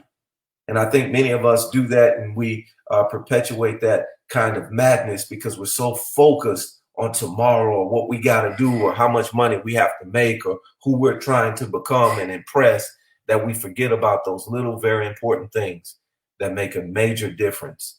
And by just saying thank you. So I wanted to take this moment, this time, to say thank you wherever you are in place, space, and time, and know that this is not a show. This is real. And we love you. And that's why we do what we do, is we know that we are the ones that we're waiting for and waiting on. And there's no more time to wait or waste. And we have to take advantage of this time and use our minds in the best possible way, because the information is there. Whether you agree with me or not, there's someone that you do agree with. Study that person, analyze that person, give that person their flowers, and acknowledge what they've done and how they've contributed to better your life. And then begin to use that energy, that positivity, and then translate that and transfer that into your activities. Because we love to say that when people die, energy can never be destroyed or created. It can only be transferred and transmuted. But what are you transferring and what are you transmuting while you are still here in the land of the living? And I think it's important that we focus on giving more of our energy to things that mean more and will last longer than our lives here on this planet. I'll close with this because I think it's important to understand that the Dead Sea is the Dead Sea because it doesn't give anything. It takes and takes and takes. So I hope that we don't become the Dead Sea, that we don't focus on only taking, on only receiving, on only consuming, on only becoming more of what some would say is avarice or greed or greedy, because that's not our nature and that's definitely not a part of what is best for our reality. Let us begin to think about ways in which we can give and we can build. And that's what we strive to do tonight, And each night we do this particular program is that to give an opportunity for you to see some folk that are doing their best to be their best and to be better than they were the day before, and to share the light, the love, and the energy and the vibration that hopefully you can feel as real, as honest, and as potent, powerfully as you can. I'll close with this. And if you look at your hands, and you just look at your hands, I don't care whether your hands are like mine or your hands are like yours, but you'll see on your fingertips, you'll see algorithms, you'll see lines, and you'll see something that they call the fingerprint, but I call it more divine, because since the beginning of time, there's never been anyone that has had these lines. Even right now in this time that we call the present, there's no one that has those lines on your fingertips. And until the end of time, no one will ever have these lines that you possess. And I believe that's because you're blessed and you are one of a kind. And it's time for you to realize that and begin to express that with the time that you have left. We know that our birthday is established. We look forward to it every year. And we know that eventually the last day we live is here or will be here. But before it is here, we have that dash or that hyphen. And inside of that, let's not let our fingertips and our fingerprint be the only thing that exists that distinguishes us from the rest of everyone else. Let our love, let our compassion, let the way we embrace our reality and our life, let that separate us, not out of vanity and self-aggrandizement, but out of our commitment to humility, like Brother Memnon, out of our greater understanding to understand how to be better, like Knowledge Born Allah, and out of our love and out of our commitment to tap into our intuition, like our dear sister Muse. And that's hopefully something that we can use to help us move forward from our dear brother Kobe and from the countless other almost 192,000 people who died from COVID. And just last week from our brother Chadwick, who represent the best of us. As Ozzie Davis said about El Hajj Malik Shabazz, he was our black shining prince. And that's what I think Mr. Bozeman was and is. Because as he said in the film, in our culture, death is not the end. It's the beginning. So I hope that we use that to move forward with peace, love, and understanding so that we can stand better for our families. We can connect and be stronger in how we show respect and how we love on each other. I wish Baba Power would have came through because we had a powerful, powerful discussion we were going to give to you. But we'll probably give that to you a little bit later. But I want to close out with another one. You know, we love you, and there's definitely nothing you can do about it. The mind can be our best friend, or it can be one of our greatest enemies. Anxiety and depression are often caused by our own very thinking. What we focus on, we will feel. Allow the power of unconditional love to give positive energy, healing energy, building our self-esteem. As we create a better relationship with ourselves, we generate more positive thoughts, greater, more positive thinking, and ultimately we create more positive and healthier activities and actions. We love you. Definitely. The brother that answered that question correctly, make sure your email is in the chat, or you could email me because I definitely want to honor you and salute you. And I appreciate you for being a phenomenality of magnificence. And you can email me at sedtruth@yahoo because I definitely want to send that to you. And anybody else that wants to grab one, just email me and I'll send you the website. I might even give you a discount if you email me tonight. So we appreciate you, and we want to say much peace, much love, many blessings Tune in next week. We got a great show. And please, if you would, hit that like button or that follow button so we can continue to stay in contact with you. And if you got anything going on in the community that you want to let folk out there know, please feel free to do that. So we love you. And there's nothing you can do about it other than loving on somebody with that good energy and that good vibration. Peace and blessings. It's been said.